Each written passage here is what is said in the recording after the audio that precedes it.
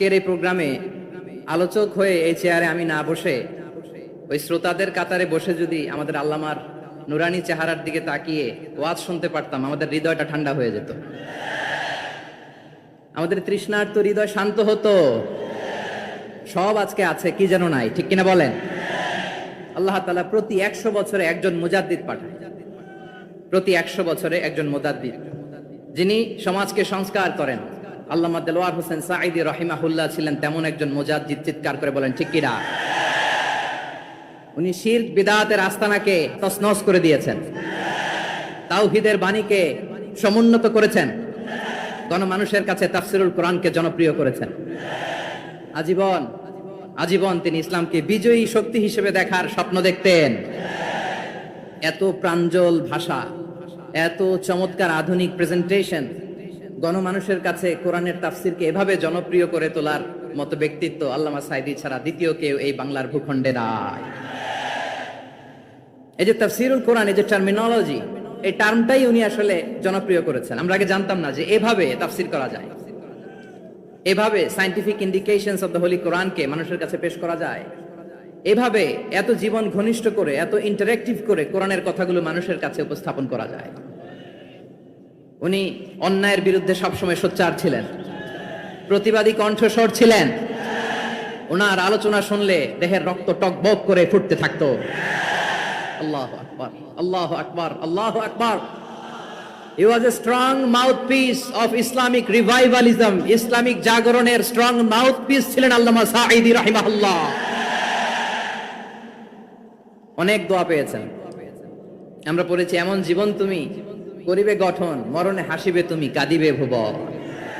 গোটা বিশ্বকে তিনি কাঁদিয়েছেন। আল্লামা যখন ইন্তেকাল করলেন, আমি তখন মালয়েশিয়া থেকে যুক্তরাষ্ট্রে একটা কনফারেন্সে যোগ দিতে যাচ্ছি, কাতার এয়ারলাইন্সে। মালয়েশিয়া থেকে দোহাতে নামলাম। দোহায় যখন আমার ট্রানজিট, তখন শুনতে পেলাম যে আল্লামা বিদায় নিয়েছেন। সোশ্যাল মিডিয়ায় শুনে বিশ্বাস করতে পারলাম না। মুহূর্তের মধ্যেই মাসুদ সাঈদী ভাইকে মেসেজ করলাম, উনি কোনো উত্তর দিতে পারলেন না। মাসুদ ভাইয়ের সাথে যখন কোলাকুলি করি, আমাদের শামীম ভাইয়ের সাথে যখন কোলাকুলি করি, মনে হচ্ছে আল্লামা সাঈদীর ঘ্রাণ পাই। শরীরটা লিটারালি কাঁপছিল, নিজেকে মানাতে পারছিলাম না, বিশ্বাস করতে পারছিলাম না যে আসলে আল্লামা বিদায় নিয়েছেন। ইন দ্য মিন টাইম আমার সেকেন্ড ফ্লাইট, দোহা টু নিউ ইয়র্ক, 12 ঘন্টার ফ্লাইটে উঠলাম। ইন্টারনেট থেকে বিচ্ছিন্ন হলাম। নামার পরে শুনলাম আল্লাহু আকবার, যেখানে ওনাকে কবরস্থ করার কথা ছিল সেখানেও কবর দিতে দেয়া হয় নাই। ছবিগুলো দেখতে লাগলাম, হাসিমাখা মুখ, হাসিমাখা নিথর দেহটা, মরণে হাসিবে তুমি, কাঁদিবে ভুবন। From east to west, from north to south, the entire globe, গোটা বিশ্ব ওনার জন্য কেঁদেছে, গোটা বিশ্ব কেঁদেছে। কাবার গিলাফ ধরে ধরে মানুষ চিৎকার করেছে। এর চেয়ে শ্রেষ্ঠ মৃত্যুকার হতে পারে? আমাদের আল্লামার আর কি পাওয়ার ছিল বলেন? আর কি পাওয়ার ছিল? কুল্লু নাফসিন যায়িকাতুল মাউত, যারাই দুনিয়াতে আসবে তারা ইন্তেকাল করবে, এটা আমরা মেনে নেই, এটা আমরা জানি। কিন্তু অবাক করা বিষয় হচ্ছে আমরা আজও জানি না আমাদের আল্লামার মৃত্যু কি স্বাভাবিক হয়েছে নাকি এটা পরিকল্পিত মেডিকেল কিলিং ছিল। এটা যে পরিকল্পিত মেডিকেল কিলিং ছিল, এটা ধারণা করার পেছনে অনেক কারণ আছে। তিনি আধিপত্যবাদের বিরুদ্ধে সোচ্চার ছিলেন, ফ্যাসিবাদের বিরুদ্ধে সোচ্চার ছিলেন, রাজনৈতিক প্রতিহিংসার শিকার ছিলেন। এজন্য এটা মেডিকেল কিলিং হতে পারে এ ধারণা আমরা করতেই পারি। আওয়াজ করে বলেন ঠিক কিনা? যে সময়টা আমরা কাটাচ্ছি, এত সুন্দর সময় বাংলাদেশ আর পাবে না। আমাদের জন্মের পর থেকে এরকম চমৎকার সময় আমরা পাই নাই। এটাই আসল সময়। আমরা ইন্টারিম গভর্নমেন্টের কাছে দাবি জানাই, উচ্চতর তদন্ত কমিটি করে এটাকে হত্যাকাণ্ড ছিল নাকি স্বাভাবিক মৃত্যু ছিল, এই রিপোর্ট গণমানুষের কাছে প্রচার করে জানাতে হবে। এই দাবির সাথে কি সবাই আপনারা একমত? কারা কারা একমত হাত তুলে দেখান।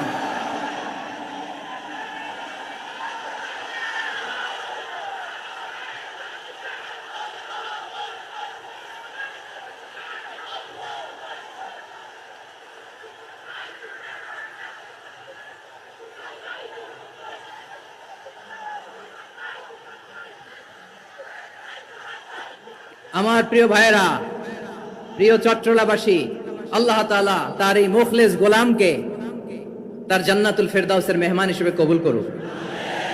তার জীবনের সকল খেদমাগুলোকে কবুল করুক, জান্নাতুল ফেরদাউসের আলা মাকামে তাকে মেহমান হিসেবে কবুল করুক। আল্লামা শহীদ দেলোয়ার হোসেন সাঈদী রাহিমাহুল্লাহ, উনি ছাড়াও এই ঐতিহাসিক ময়দানে কথা বলেছেন আল্লামা লুৎফুর রহমান রাহিমাহুল্লাহ। চলে গিয়েছেন আমাদেরকে ছেড়ে। তিনি বলতেন, ইনশাআল্লাহ মিজান আবার আসবে। হুজুর, আমি তো আসলাম, আপনি তো আমাদেরকে ছেড়ে চলে গেলেন। আল্লাহু আকবার, আল্লাহু আকবার, আল্লাহু আকবার। গলায় কোনো সুর ছিল না, সুর দিয়ে কথা বলতেন না, কিন্তু এত চমৎকার শব্দের বুনন, এত চমৎকার প্রেজেন্টেশন, এত চমৎকার ভাবে ঐতিহাসিক বর্ণনাগুলো তিনি উপস্থাপন করতেন। মন্ত্রমুগ্ধ হয়ে আমরা আল্লামা লুৎফুর রহমানের কথা শুনেছি। আমরা হযরতুল আল্লামা লুৎফুর রহমান রাহিমাহুল্লাহর জন্য এই বিশাল ময়দান থেকে দোয়া করছি, আল্লাহ তাআলা তুমি তোমার এই খাদেমকে জান্নাতের মেহমান হিসেবে কবুল করে নাও। আরো অনেক আল্লামারা এখানে কথা বলেছেন, বিশেষ করে বাইতুল শরফের মরহুম পীর সাহেব হুজুর থেকে শুরু করে আরো যারা যারা তারকাতুল্য ওলামায়ে কেরাম এই চট্টগ্রামের ময়দানে কথা বলেছেন, আলো ছড়িয়েছেন। আমরা এই লক্ষ লক্ষ তাওহীদি জনতাকে নিয়ে তাদের জন্য দোয়া করছি, আল্লাহ তাআলা ওনাদের জীবনের সকল ভুল ত্রুটি ক্ষমা করে দিয়ে তাদেরকে জান্নাতুল ফেরদাউসের মেহমান বানিয়ে নিক। আমরা এই ঐতিহাসিক প্যারেড ময়দানের প্রোগ্রাম থেকে স্মরণ করতে চাই 24-এর ছাত্র নাগরিক অভ্যুত্থানে আমার যে সমস্ত ছাত্র নাগরিক ভাইয়েরা দেহের তাজা রক্ত বিলি দিয়ে নতুন বাংলাদেশ আমাদেরকে উপহার দিয়েছে। বিশেষ করে আপনাদের এই চট্টগ্রামের শহীদ ফাইসাল, শহীদ ওয়াসিম সহ সকল শহীদকে আল্লাহ তাআলা কবুল করুক, আমরা সবাই পড়ি আমিন। প্রিয় ভাইয়েরা, আমি নগণ্য একজন কোরআনের ছাত্র, এত বিশাল মঞ্চে এত বড় প্ল্যাটফর্মে কথা বলা আমার জন্য সাজে না। তারপরও আমাদের মুরব্বীরা আমাদের ডানে বায়ে বসে আছেন, ওনাদের আদেশ ক্রমে, ওনাদের অনুমতি ক্রমে কিছু কথা আজকের এই ঐতিহাসিক প্রোগ্রামে আপনাদের সামনে উপস্থাপন করার চেষ্টা করব। ওমা তাওফীকি ইল্লা বিল্লাহ। প্রিয় ভাইয়েরা, 5 দিন ব্যাপী এই তাফসীরুল কোরআনের প্রোগ্রামে অনেক ওলামা হযরত কথা বলেছেন। যারা কোরআন সুন্নাহ থেকে আমাদেরকে কোরআনের কথাগুলো শোনালেন, আমরা যেন সেগুলো আমল করতে পারি, আল্লাহ আমাদেরকে তৌফিক দান করুন। শুরুতে আমাদের নিয়তটাকে খালেস করে নেওয়া দরকার। এই যে গ্যাদারিং, এই যে হিউজ শোডাউন, এগুলো যদি আমাদের নিজেদেরকে পরিবর্তন না করে তাহলে এতে কোনো লাভ নাই। জোরে বলেন ঠিক কিনা? এই প্রোগ্রাম যদি আমাদের জীবনকে পরিবর্তন করে, আমাদের চিন্তার ডিএনএ কে চেঞ্জ করে দেয়, তাহলেই চট্টগ্রামের প্যারেড ময়দান সার্থক। আসুন আমরা চিন্তাকে খালেস করে নেই। আমরা সবাই নিয়ত করি যে যতটুকু কথা আমরা কোরআনের আলোকে শুনবো, আমলের নিয়তে শুনবো। বলেন সবাই। আপনারা সবাই ঠিকঠাক আছেন তো? কখন আসছেন আপনারা? সবাই আসছেন কখন? সকালে, কেউ দুপুরে, 9টায়। আল্লাহ আল্লাহ। দুপুরের খাবার খাওয়ার সুযোগ হয়েছিল? খান নাই? রোজা রাখছেন? আমি কি দিয়ে বিদায় দেব আমার এই ভাইগুলোরে? আল্লাহ তুমি আমার ভাইগুলোরে কবুল করো। ইসলামের পক্ষের এই গণজোয়ারকে আগামীর বাংলাদেশের ইসলামের জন্য তুমি কবুল করো। যেই ভালোবাসা ইসলামের জন্য হয়, যেই গণজোয়ার কোরআনের জন্য হয়, পৃথিবীর কোন শক্তি দিয়ে সেটাকে আটকানো যায় না। জোরে বলেন ঠিক কিনা? এজন্য গ্রাজুয়ালি, সিস্টেম্যাটিক্যালি, মেথোডোলজিক্যালি আমাদেরকে আগাতে হবে, শুধু আবেগ দিয়ে নয়। বিবেকের দরকার আছে না নাই? প্রিয় ভাইয়েরা, আসুন, আমাদের কথা অনেক বেশি, সময় অনেক কম। আমরা আর কাল বিলম্ব না করে মহাবিশ্বয় মহাগ্রন্থ আল কোরআন আল কারীম থেকে কিছু কথা শুনি। আমি যে টপিকটা নিয়ে আজকের ঐতিহাসিক চট্টগ্রামের প্যারেড ময়দানের তাফসীরুল কোরআন প্রোগ্রামে আলোচনা করব, সেটা হচ্ছে সূরাতু আন-নাহলের 90 নম্বর আয়াত নিয়ে কিছু কথা আমরা উপস্থাপন করবার চেষ্টা করব ইনশাআল্লাহ। আমার খুতবার শুরুতেই আপনারা মোটামুটি আন্দাজ করে ফেলেছেন যে আমি কি নিয়ে আলোচনা করব, কারণ যে আয়াতটি আমি তেলাওয়াত করেছি এই আয়াতটি প্রায়শই এই ভূখণ্ডে, এই বাংলাদেশে জুমার দিনে খতিব সাহেবরা দ্বিতীয় খুতবা শেষের দিকে পড়ে না? কি কমন পড়ছে? ইন্নাল্লাহা ইয়া'মুরু বিল আদলি ওয়াল ইহসান ওয়া ইতা'i যিল কুরবা ওয়া ইয়ানহা আনিল ফাহশাই ওয়াল মুনকারি ওয়াল বাগি ইয়া'iদুকুম লাআল্লাকুম তাযাক্কারুন। মুখস্থ আছে না সবার? আসুন আমরা এই আয়াতের সরল অর্থ, এর মর্মবাণী, এর সংক্ষিপ্ত তাফসীর সবাই মিলে আজকের এই প্রোগ্রাম থেকে উদ্ধার করার চেষ্টা করি। আপনারা মনোযোগী আছেন তো? ইনশাআল্লাহ। এই আয়াতটা অনেক কম্প্রিহেন্সিভ একটা আয়াত। সাইয়েদনা আব্দুল্লাহ ইবনে মাসউদ রাদিয়াল্লাহু তাআলা আনহু উনি বলেছেন, ইন্নাহা মিন আজমাই আয়াতিল কুরআন। এটা কোরআনের সবচেয়ে জামে মানে আয়াত। যদিও ছোট্ট আয়াত, অল্প কিছু কথামালা, কিন্তু তিনি বলতেন এটা কোরআনের সবচাইতে জামে মানে সবচেয়ে কম্প্রিহেন্সিভ একটা আয়াত, যেখানে কথা কম, শব্দ কম, কিন্তু এটার দোতনা, এটার আবেদন, এটার মিনিং অনেক বেশি। সুবহানাল্লাহ। এই আয়াতে আল্লাহ তাআলা বেসিক্যালি আমাদেরকে তিনটা বিষয়ে আদেশ করেছেন আর তিনটা বিষয়ে বারণ করেছেন, মানে নিষেধ করেছেন। আওয়াজ করে বলুন, আদেশ করেছেন কয়টা? প্রিয় চট্টলার ভাইয়েরা, আমার মতো এই যে তিন আঙ্গুল উঁচু করে বলেন, আদেশ করেছেন কয়টা? আবার নিষেধও কয়টা? মানবো তো আমরা ইনশাআল্লাহ? বলেন সবাই। 3 do's and 3 don'ts, do's and don'ts, তিনটা আদেশ, তিনটা নিষেধ। এই তিনটা আদেশ আর তিনটা নিষেধের ভেতরে আল্লাহ তাআলা গোটা ইসলামী শরিয়ার মূল নির্যাসকে ঢুকিয়ে দিয়েছেন। সুবহানাল্লাহ। এই ছোট্ট একটা আয়াতে গোটা ইসলামী শরিয়ার, the gist, the cream of the creams, গোটা ইসলামী শরিয়ার মূল নির্যাসকে আল্লাহ ঢুকিয়ে দিয়েছেন। তিনটা আদেশ আর তিনটা নিষেধ। আসুন আমরা সরাসরি কোরআন থেকে শুনি, সবাই পড়ুন। আউযু বিল্লাহি মিনাশ শাইতানির রাজীম। বিসমিল্লাহির রহমানির রহিম। ইন্নাল্লাহা ইয়া'মুরু বিল আদলি ওয়াল ইহসানি ওয়া ইতাই যিল কুরবা وينهى عن الفحشاء والمنكر والبغي يعظكم لعلكم تذكرون।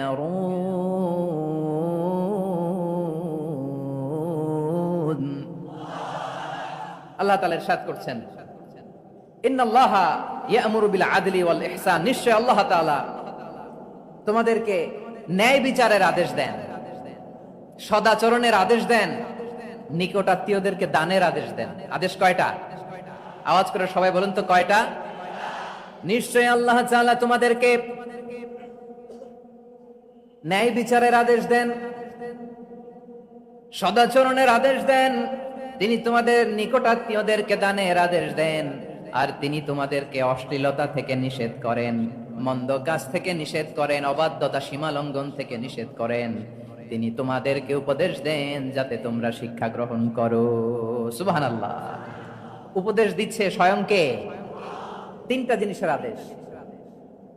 ইয়া'মুরু বিল আদল, সুবিচার, ন্যায় বিচারের আদেশ তিনি দেন। ইহসানের আদেশ দেন, যাতে আমরা ইহসান করি, একে অপরের প্রতি সুবিচার করি, মহানুভবতা দেখায়, অনুগ্রহ দেখায়, আর নিকট আত্মীয়দেরকে যেন আমরা দান করি। এই তিনটা আদেশ তিনি দিয়েছেন। আর কোন তিনটা জিনিস থেকে তিনি বারণ করেছেন?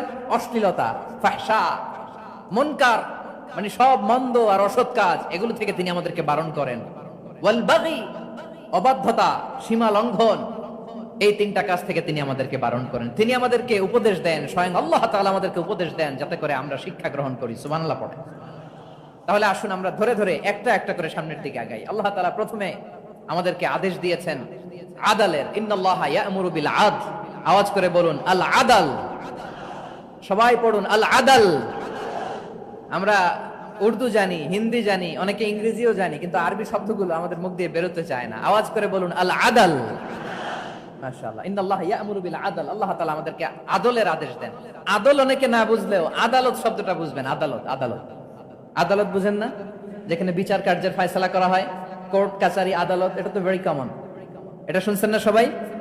আদালত, যেখানে ন্যায় বিচার হবে, সুশাসন হবে। কিন্তু ভাগ্যের কি নির্মম পরিহাস, ওখান থেকে মিথ্যা সাক্ষী দিয়ে মনমতো রায় দিয়ে দেয়া হয়। এগুলোর পরিবর্তন হওয়ার দরকার আছে না নাই? প্রিয় ভাইয়েরা, আদালত, আল আদল, ইংরেজিতে বলে জাস্টিস, ন্যায় বিচার, সুবিচার, সুশাসন, জাস্টিস, আল আদল। সব জায়গায় এই জাস্টিস থাকা দরকার। Justice should be prevailed in the society. The mission of all prophet was to uphold the justice. সব নবীর মিশন ছিল এই জাস্টিসকে, আদালকে, সুশাসন আর সুবিচারকে নিশ্চিত করা। পড়েন সুবহানাল্লাহ। And the core message of every divine scripture was to uphold justice. পৃথিবীর সব আসমানি কিতাবের মূল শিক্ষা ছিল এই জাস্টিসকে সমাজে এনশিওর করা, সুবিচার, সুশাসনকে এনশিওর করা। তাহলে প্রিয় ভাইরা, আমরা বুঝতে পারলাম আল আদল শব্দের মানে হচ্ছে ইনসাফ বা সুবিচার বা ন্যায় বিচার। এটা হচ্ছে একটা general meaning, very general meaning. আপনি যদি ইন ডেপথ বুঝতে চান, আরো ভেতরে যান, তাহলে আদল মানে হচ্ছে সমন্বয়, আদল মানে হচ্ছে ভারসাম্য, ব্যালেন্স, আদল মানে হচ্ছে মধ্যম পন্থা। সুবহানাল্লাহ পড়ে। কারণ সব সময় সমান সমান হইলেই সুবিচার হয় না। কথা কি বুঝতেছেন? ইসলামের দ্য কনসেপ্ট অফ আদল, এটা এমন আদল, এটা সব সময় সমান সমান নয়। যখন সমান সমান দেয়া দরকার, ইসলাম সমান সমান দেয়।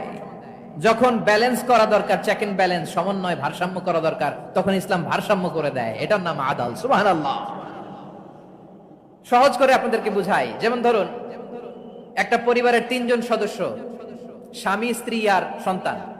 তাদের সকালবেলার ব্রেকফাস্টে, স্বামীর সকালের নাস্তায় স্বামীর 3টা রুটি লাগে, স্ত্রীর 2টা লাগে, আর সন্তানের 1টা রুটি লাগে। এখন আমি যদি সমান সমান করে আদল করতে চাই, সবাইকে যদি 3টা করে রুটি দেই, তাহলে স্বামী বেচারার জন্য ঠিক আছে, কি বলেন? কথা কি বুঝতেছেন না কষ্ট হয়ে যাচ্ছে? যদি সমান সমানের নিয়মে আগাই, তাহলে 3টা করে যদি রুটি দেই, স্বামীর জন্য ওকে, কিন্তু স্ত্রীর জন্য 1টা বেশি হয়ে যায়। আর সন্তানের জন্য কয়টা বেশি হয়? আচ্ছা, এই তো বুঝতেছেন, মাশাআল্লাহ। আচ্ছা, 2টা করে যদি সবাই দেয় সমান সমান নীতিতে, তাহলে স্ত্রীর জন্য, স্ত্রী বেচারির জন্য ঠিক আছে, কিন্তু স্বামীর কয়টা কম পড়ে? আর সন্তানের বেশি হয়ে যায় কয়টা? আচ্ছা, সমান সমান নীতিতে সবাইকে যদি সকালের নাস্তার জন্য 1টা করে রুটি দেই, সন্তানের জন্য ঠিক আছে, কিন্তু স্ত্রী বেচারির কম পড়ে কয়টা? স্বামীর কম পড়ে কয়টা? 2টা। কথা কি বুঝতেছেন? আর আমি যদি স্বামীকে দেই 3টা, স্ত্রীকে দেই 2টা, আর সন্তানকে দেই 1টা, তাহলে কারো অপচয় হবে না। যার যতটুকু দরকার ঠিক ততটুকুই কাজে লাগবে। চিল্লায় বলেন ঠিক কিনা?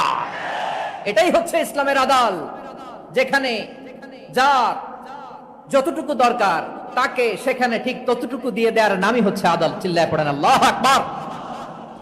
রব্বুল আলামিন বলেন, ইউসিকুমুল্লাহু ফি আওলাদিকুম লিলযাকারি মিসলু হাযযিল উনসায়াইন। আল্লাহ তোমাদেরকে ওসিয়ত করেন, তোমাদেরকে আদেশ দেন, উত্তরাধিকার সম্পদ যখন বন্টন হবে, ছেলেরা যতটুকু পাবে, মেয়ে পাবে তার অর্ধেক। সুবহানাল্লাহ বলেন।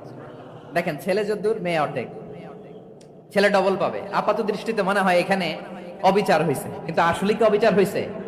আপনি বিয়ের ক্ষেত্রে যান, ওইখানে আবার ছেলে মোহরানা দেয়, মেয়ে সেখানে মোহরানা পায়। তাহলে চেক এন্ড ব্যালেন্স, ভারসাম্য, ব্যালেন্স, মধ্যম পন্থা এখানে আছে না নাই? এটাই হচ্ছে ইসলামের আদল। আল্লাহ তাআলা এই আদলের আদেশ দিয়েছেন, সুবিচার, ন্যায় বিচার, সুশাসন এবং ভারসাম্যের আদেশ দিয়েছেন। প্রিয় ভাইয়েরা, একটি শান্তিময় সমাজ, একটা সমৃদ্ধ সমাজ, একটা মানবিক সমাজ যদি আমরা পেতে চাই, এই আয়াতের মধ্যে যতগুলো পয়েন্ট আছে সবগুলোর বাস্তবায়ন লাগবে। কথা বুঝতে পেরেছেন? বলেন, আওয়াজ করে বলেন, আমরা একটা শান্তির সমাজ চাই কি চাই না? আমরা একটা সমৃদ্ধ বাংলাদেশ চাই কি চাই না? আমরা একটা মানবিক বাংলাদেশ চাই কি চাই না? এই আয়াতে আল্লাহ তাআলা একটা মানবিক সমাজের রূপরেখা টেনেছেন। তার প্রথম কথা হচ্ছে, ইন্নাল্লাহা ইয়ামুরু বিল আদল। আল্লাহ তাআলা তোমাদেরকে আদলের নির্দেশনা দেয়, সুবিচার, সুশাসনের নির্দেশনা দেয়। যে সমাজে আদল থাকে না, সেই সমাজে জুলুম মানুষের ঘাড়ে চেপে বসে। আদলের বিপরীত হচ্ছে জুলুম। আদলের বিপরীত কি? জুলুম বা জাওর, অত্যাচার, অবিচার, বৈষম্য। এই যে বৈষম্য বিরোধী ছাত্র আন্দোলন কেমন পড়ছে? এই যে একজন সমন্বয় একটু দেখা করলো আমার সাথে। জুলুম মানে হচ্ছে বৈষম্য। বৈষম্যের স্থান ইসলামে নাই, অবিচারের স্থান ইসলামে নাই, জুলুমের স্থান ইসলামে নাই। আল্লাহ তাআলা বলেন যে আমি জুলুমকে নিজের জন্য হারাম করেছি এবং তোমাদের জন্য হারাম করেছি। বিশ্বনবী ফরমান, আল্লাহ তাআলা বলেন হাদিসে কুদসিতে, ইয়া ইবাদি ইন্নী হারামতুয যুলমা আলা নাফসি ওয়া জাআলতুহু বাইনাকুম মুহাররামান ফালা তাযালামু। আমার গোলামেরা শোনো, নিশ্চয় আমি আল্লাহ তাআলা জুলুমকে আমি আমার উপরে হারাম করেছি, অনুরূপভাবে জুলুম করাকে তোমাদের উপরেও হারাম করেছি। ফলে ফালা তাযালামু, তোমরা একে অপরের সাথে জুলুম করো না। নির্দেশনাটা কার? খবরদার, জুলুমের সাথে আমাদের কোনো সম্পর্ক নাই। আল্লাহ তাআলা আদলের আদেশ দিয়েছেন, আদালতের আদেশ দিয়েছেন, সুশাসনের, ন্যায় বিচারের আদেশ দিয়েছেন। ইন্নাল্লাহা ইয়ামুরু বিল আদল, আমাদেরকে আদল প্রতিষ্ঠা করতে হবে। জুলুমের সাথে ইসলামের কোনো সম্পর্ক নাই।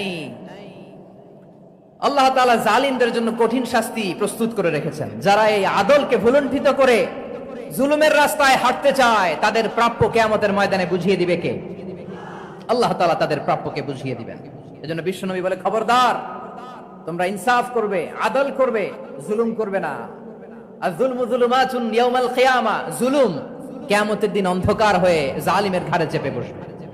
আবার বিশ্বনবী বলতেন, ইত্তাকি দাওয়াতাল মাজলুম, খবরদার, তোমরা মজলুমের কান্নাকে ভয় করো, ফাইন্নাহু লাইসা বাইনাহু ওয়া বাইনাল্লাহি হিজাব, কেননা মজলুমের কান্নার মাঝে আর আল্লাহর আরশের মাঝে কোনো পর্দা থাকে না।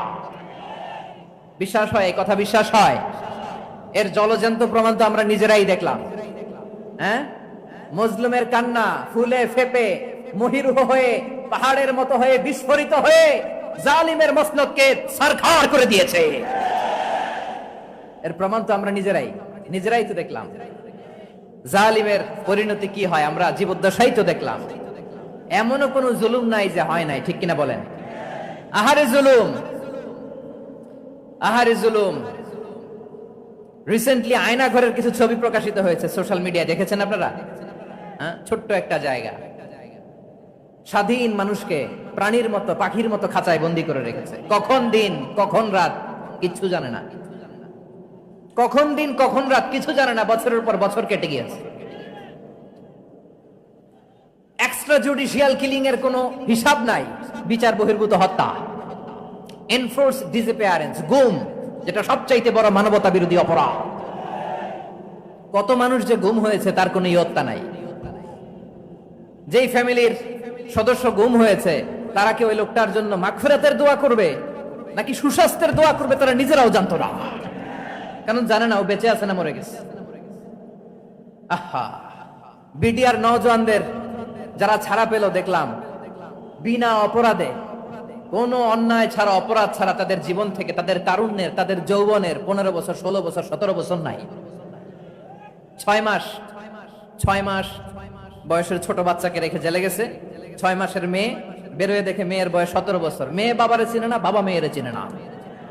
মেয়েকে এখন বিয়ে দিয়ে আরেক ছেলের হাতে তুলে দিবে। মেয়ের শৈশব বাবা দেখে নাই, মেয়ের কৈশোর বাবা দেখে নাই, মেয়ের তারুণ্য দেখে নাই। আরেক যুবককে দেখলাম 14 বছরের 14 দিনের সংসার, 2 সপ্তাহের সংসার শেষে জেলে গেছে।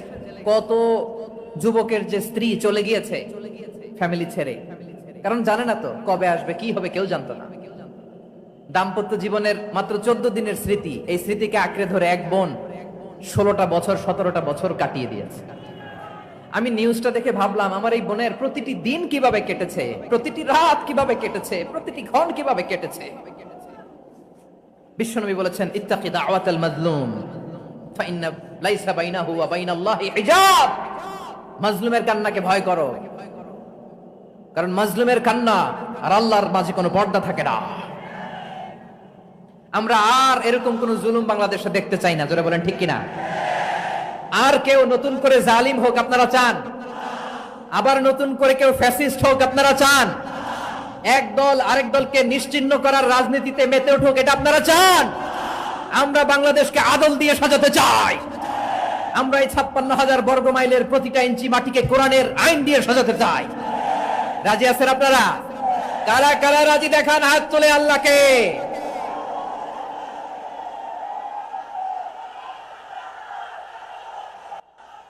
বসুন আমার প্রিয় বীর চট্টলার তৌহিদি মুসলমান, আমরা আর নতুন করে কেউ জালিম হোক এটা চাই না, নতুন করে আবার কেউ ফ্যাসিস্ট হোক আমরা চাই না, এক দল আরেক দলকে নিশ্চিহ্ন করার রাজনীতি করুক আমরা চাই না। আমরা সুশাসনের বাংলাদেশ চাই, আমরা মানবিক বাংলাদেশ চাই, আমরা একটা সমৃদ্ধ বাংলাদেশ চাই, আমরা বিশ্বের বুকে সম্মান নিয়ে মাথা উঁচু করে দাঁড়াতে চাই, ঠিক কিনা বলেন? আল্লাহ বললেন, এটা যদি তোমরা চাও, একটা সমৃদ্ধ সমাজ যদি বিনির্মাণ করতে চাও, মানবিক সমাজ যদি বিনির্মাণ করতে চাও, আমি তোমাদেরকে সেজন্য প্রথমে আদালতের নির্দেশ দিলাম। ইন্নাল্লাহা ইয়া'মুরু বিল আদল, নিশ্চয় আল্লাহ তাআলা তোমাদেরকে ন্যায় বিচার সুশাসন এটার আদেশ দেন। সুবহানাল্লাহ।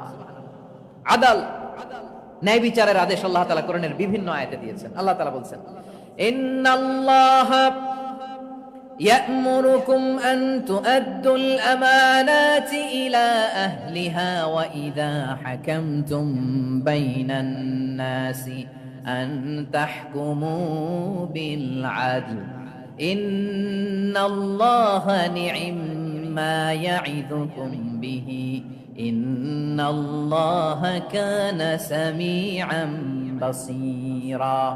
আল্লাহ তাআলা বললেন, আল্লাহ আদেশ দিচ্ছেন, যে ব্যক্তি আমানতের হকদার তার হাতে তোমরা আমানত পৌঁছে দাও। আর যখন তোমরা বিচার কার্য করবে, বিচার ফায়সালা করবে, আদালতের সাথে করো। সুবহানাল্লাহ বলেন। ওয়াইদা হাকামতুম বাইনান নাসি আন তাহকুমু বিল আদল, আদালতের সাথে করবা। আল্লাহ তাআলা বলেন, যারা জাজ হবে, বিচারক হবে, তাদের যদি বাদী বিবাদীর কারোর সাথে শত্রুতা থাকে, কারোর সাথে যদি কোনো ধরনের রেষারেষি থাকে, আল্লাহ বলেন বিচার কার্য করতে যে ওই শত্রুতা রেষারেষির কারণে আদালতের বাইরে যে অবিচার করে বিচার করো না। ওয়ালা ইয়াজরিমান্নাকুম শানাআনু কওমিন আলা আল্লা তা'দিলু ই'দিলু হুয়া আকরাবু লিত্তাকওয়া ওয়াত্তাকুল্লাহা ইন্নাল্লাহা খাবীরুম বিমা তা'মালুন। খবরদার কোন জাতির প্রতি, কোন গোষ্ঠীর প্রতি, কোন গোত্রের প্রতি আক্রোশ যেন তোমাদেরকে ন্যায় বিচার থেকে দূরে সরিয়ে না দেয়, বরং আমি আল্লাহর আদেশ হলো ই'দিলু, তোমরা আদল করো, ন্যায় বিচার করো, সুবিচার করো, সুশাসন প্রতিষ্ঠা করো। হুয়া আকরাবু লিত্তাকওয়া, এটাই তাকওয়ার সবচেয়ে কাছাকাছি। সুবহানাল্লাহ বলেন। কোরআনের বিভিন্ন আয়াতে আল্লাহ তাআলা স্পেসিফিকলি ধরে ধরে বিচার করার সময় আমরা যেন আদল করি সেটা বলেছেন। কোরআনের কোন কোন জায়গায় আল্লাহ তাআলা এই আল আদল শব্দটা ব্যবহার করেছেন। আবার একই জিনিস ইনসাফ, সুবিচার, সুশাসন, ন্যায় বিচার, ন্যায় পরায়ণতা বুঝাতে আল্লাহ তাআলা কখনো কখনো আল কিসত শব্দটা ব্যবহার করেছেন। আওয়াজ করে সবাই বলুন আল কিসত। প্রিয় ভাইরা, সবাই আওয়াজ করে আমার সাথে সাথে বলুন আল কিসত। আল্লাহ তাআলা বলেন, ওয়া ইন হাকামতা ফাহকুম বাইনাহুম বিল কিসতি ইন্নাল্লাহা ইউহিব্বুল মুকসিতিন। যখন তুমি বিচার করবে, বিশ্বনবীকে উদ্দেশ্য করে অ্যাড্রেস করে বললেন, নবী হে, ইহুদিরা কোনো বিষয়ে মীমাংসার জন্য যদি আপনার দরবারে আসে, যদি বিচার করতে হয়, খবরদার অবিচার করবেন না। ফয়সালা যেটা করবেন কিসতের সাথে করবেন, ন্যায় পরায়ণতার সাথে করবেন, কারণ ইন্নাল্লাহা ইউহিব্বুল মুকসিতিন, নিশ্চয় আল্লাহ রাব্বুল ইজ্জাত ন্যায় পরায়ণশীলদেরকে বড্ড ভালোবাসেন। সুবহানাল্লাহ বলেন। ন্যায় পরায়ণ লোকদেরকে আল্লাহ তাআলা বড্ড ভালোবাসেন। অন্য আয়াতে আল্লাহ তাআলা বলছেন, وَنَضَعُ الْمَوَازِينَ الْقِسْطَ لِيَوْمِ الْقِيَامَةِ فَلَا تُظْلَمُ نَفْسٌ شَيْئًا। আমি কিয়ামতের দিন ন্যায়পরায়ণতার মানদণ্ড স্থাপন করব, যেটাকে আমরা মিজানের পাল্লা বলি। আল্লাহ বলেন, ন্যায় বিচারের মানদণ্ড কিয়ামতের ময়দানে আমি আল্লাহ স্থাপন করব। সেদিন কারো প্রতি বিন্দু পরিমাণ, এক চুল পরিমাণ অবিচার করা হবে না, কোনো বিচার করা হবে না। সেদিন সুশাসন হবে, সুবিচার হবে, ন্যায় পরায়ণতার সাথে বিচার হবে। আওয়াজ করে পড়েন আল্লাহু আকবার। তাহলে প্রিয় ভাইরা, যে তিনটি বিষয়ে আল্লাহ তাআলা আমাদেরকে আদেশ দিয়েছেন, তার প্রথমটা হচ্ছে আদালত, ইনসাফ, সুবিচার, ন্যায় বিচার। এটা আমরা চাই কি চাই না? বিশ্বনবী ন্যায় বিচার, ন্যায় পরায়ণতা, সুশাসন প্রতিষ্ঠিত করেন কি করেন নাই? আপনারা বিশ্বনবীর সিরাত যারা পড়েছেন, আপনি দেখবেন বিশ্বনবীর সিরাতের পরতে পরতে, বাকে বাকে, সিরাতের বাকে বাকে এই আদালতের নমুনা মেলে। সুবহানাল্লাহ বলেন। ছোট্ট একটা নমুনা রাসূল সাল্লাল্লাহু আলাইহি ওয়াসাল্লামের আসিরা আল আতরা থেকে ছোট্ট একটা নমুনা আপনাদের খেদমতে এখানে উপস্থাপন করি। বিশ্বনবী সাল্লাল্লাহু আলাইহি ওয়াসাল্লাম মক্কা বিজয় করলেন ৮ম হিজরিতে। মক্কা বিজয় শেষের দিনই কয়েক সপ্তাহ মক্কাতে অবস্থান করলেন। ইন দ্য মিন টাইম মক্কার একটা ভেরি প্রেস্টিজিয়াস এন্ড ডিগনিফাইড ফ্যামিলির নারী চুরিতে ধরা পড়ল। কিসে ধরা পড়ল? সবাই বলেন কিসে? আমাদের সমাজে আসেনি এটা? আছে? ছোট না বড়? হ্যাঁ, হিসাব করে শেষ করা যায় না। ৩.৫ লাখ কোটি টাকা নাই উন্নয়ন প্রকল্পের নামে। উন্নয়ন প্রকল্পের নামে ৩.৫ লাখ কোটি টাকা নাই। ৩.৫ লাখ কোটি টাকা লিখতে পারবেন আপনি? এক টানে লিখতে পারবেন? বুঝতেছেন কত বড় সংখ্যা? বনু মাখজুমিয়া গোত্রের এক নারী মক্কায় চুরিতে ধরা পড়ল। বলেন তো চুরি করলে বিধান কি? কি কাটতে হবে? চুরির বিধান হলো হাত কেটে দাও। তাও সেটা গোপনে নয়, প্রকাশ্যে জনসম্মুখে হাত কেটে দাও। বনু মাখজুমিয়া গোত্রের নারী যখন চুরিতে ধরা পড়লো, সাহাবারা চিন্তায় পড়ে গেলেন। সবেমাত্র মক্কার লোকেরা কালিমা পড়ে মুসলমান হয়েছে, ইসলামের আইন কানুন তেমন জানে না, ইসলামী শরিয়ার সাথে বেশি পরিচিত নয়। এখনো যদি বিশ্বনবী চুরির যেই বিধান এটা যদি কায়েম করে, হাত যদি কেটে দেয়, না জানি মক্কার লোকেরা আবার বিগড়ে যায়। না জানি মক্কার লোকেরা আবার মুরতাদ হয়ে যায়, না জানি মক্কার লোকেরা ইসলাম থেকে দূরে সরে যায়। চলো চলো সাহাবীরা মিলে পরামর্শ করলেন, চলো বিশ্বনবীর কাছে যে বলি, ও নবী, শুধু কেবলমাত্র একমাত্র এই নারীর জন্য চুরির হাত কাটার বিধানটা আপনি একটু থামিয়ে দেন। চুরির হাত কাটার যে বিধান এখানে একটু রহিত করে দেন, বাকিগুলা কইরেন মদিনাতে যে চলবে, কিন্তু মক্কায় এবারের জন্য মাফ করে দেন। কিন্তু কে বলবে? এই যে পরামর্শ, সাজেশন, এটা কে দিবে বিশ্বনবীর কাছে? সাহাবারা চিন্তায় পড়ে গেলেন। আল্লাহর নবীর সামনে দাঁড়িয়ে আল্লাহর দেয়া হুদুদ, আল্লাহর দেয়া বিধান থামিয়ে দেওয়া, মাফ করে দেওয়া, এই কথা বিশ্বনবীর সামনে বলার সাহস তো কেউ রাখে না। কেউ কেউ বলল, বিশ্বনবীর পালক পুত্র যায়েদ বিন হারেসার সন্তান উসামারে বিশ্বনবী নাতির মতো আদর করে, বড্ড বেশি ভালোবাসে উসামারে। এজন্য সাহাবারা উসামাকে বলতো হিব্বু রাসূলিল্লাহ, বিশ্বনবীর ভালোবাসা। কি বলতো? সাহাবীরা বললেন, বিশ্বনবীর ভালোবাসা, হিব্বু রাসূলিল্লাহ, উসামারে পাঠাও। উসামারে বিশ্বনবী নাতির মতো স্নেহ করে, মায়া করে, ভালোবাসে। আমরা পারবো না, উসামা পারবে। সবাই মিলে ফুলিয়ে ফুসিয়ে ওসামাকে, ছোট্ট ওসামাকে রাজি করালো। ওসামা, এমন এমন কথা যে তুমি বিশ্বনবীর কাছে বলতে হবে, পারবা নাকি? ওসামা বলে, পারবো। সাইয়েদনা ওসামা রাদিয়াল্লাহু তাআলা আনহু তরুণ সাহাবী বিশ্বনবীর কাছে গেলেন, যে বললেন, নবী, বনু মাখজুমিয়া গোত্রের এক নারী চুরিতে ধরা পড়েছে, এবারের জন্য কি এই মহিলাটারে মাফ করে দিলে হয় না? এবারের জন্য একটু ক্ষমা করা যায় না নবী? বিশ্বনবী বলেন, আতাশফাউ ফি হাদ্দিম মিন হুদুদিল্লাহ, তোমার এত বড় সাহস উসামা, তুমি আল্লাহর হাত, আল্লাহর দেয়া বিধান, এটার ব্যাপারে সুপারিশ করতে এসেছো? তোমরা কি জানো তোমাদের আগে যত কওম, যত গোত্র, যত জনপদ ধ্বংস হয়েছে, তার কারণ ছিল তাদের মধ্যে গরিবরা অন্যায় করলে তারা বিচার করত, আর ধনীরা অন্যায় করলে তারা মাফ করে দিত। খবরদার! ওয়া আইমুল্লাহ লাউ আন্না ফাতিমাতা বিনতি মুহাম্মাদিন সারাকাত লাকাতা মুহাম্মাদুন ইয়াদাহা। বিশ্বনবী বললেন, আরে ওসামা, বানু মাখজুমিয়ার ওই প্রেস্টিজিয়াস এন্ড ডিগনিফাইড ফ্যামিলির মেয়ে তো দূর কি বাত, অনেক দূরের কথা। জেনে রেখো ওসামা, আমার কলিজার টুকরা, নয়নের পুটুলি ফাতেমাও যদি মক্কার জমিনে আজকে এই চুরির দায়ে ধরা পড়তো, আমি বিশ্বনবী মুহাম্মদুর রাসূলুল্লাহ ধরে ফাতেমার ডান হাতটা কেটে দিতে এক বিলম্ব দেরি করতাম না। ইন্নাল্লাহা ইয়া'মুরু বিল আদল, আমাদেরকে জাস্টিস শিখায় পশ্চিমারা, আমাদেরকে ইনসাফ শিখায়, আমাদেরকে সুশাসন শিখায়। আর ইনসাফ, সুশাসন, ন্যায় বিচার, সুবিচার, জাস্টিস কারে বলে বিশ্বনবীর বায়োগ্রাফি থেকে জেনে নাও। এই ছিল বিষ্ণু ঈসা ইসলামের আদালতের নমুনা। আপনি যদি সাইয়েদনা ওমর ফারুকের জীবনের দিকে তাকান, এমন কঠোর, এমন বীর সেনানী ছিলেন। সাইয়েদনা ওমর ফারুক যদি রাস্তার এই মাথা দিয়ে হাঁটা শুরু করতেন, শয়তান ওমর ফারুককে দেখলে ওই রাস্তা রেখে দিয়ে অন্য রাস্তা দিয়ে হাঁটতো। সুবহানাল্লাহ। ওমর ফারুক রাদিয়াল্লাহু তাআলা আনহু কি পার্সোনালিটি ছিল, কি পার্সোনালিটি! আমাদের এলাকায় ছোট বাচ্চারা রাতে ভাত খেতে চায় না, আমার মেয়েটাও খেতে চায় না, এই এটা দিব, ওইটা দিব। আজকে মাহফিলে আসার সময় বলে দিছে লিস্ট করে, এটা এটা আনতে হবে। তো ছোট্ট বাচ্চাদের অনেক বায়না থাকে, ওরা রাতে খেতে চায় না। তো মায়েরা বিভিন্ন ভয় দেখায়, এই বাঘ আসবে, বাঘ আসবে খাও, এই ভূত আসবে, ভূত আসবে খাও। আপনারা কি বলেন চট্টগ্রামে?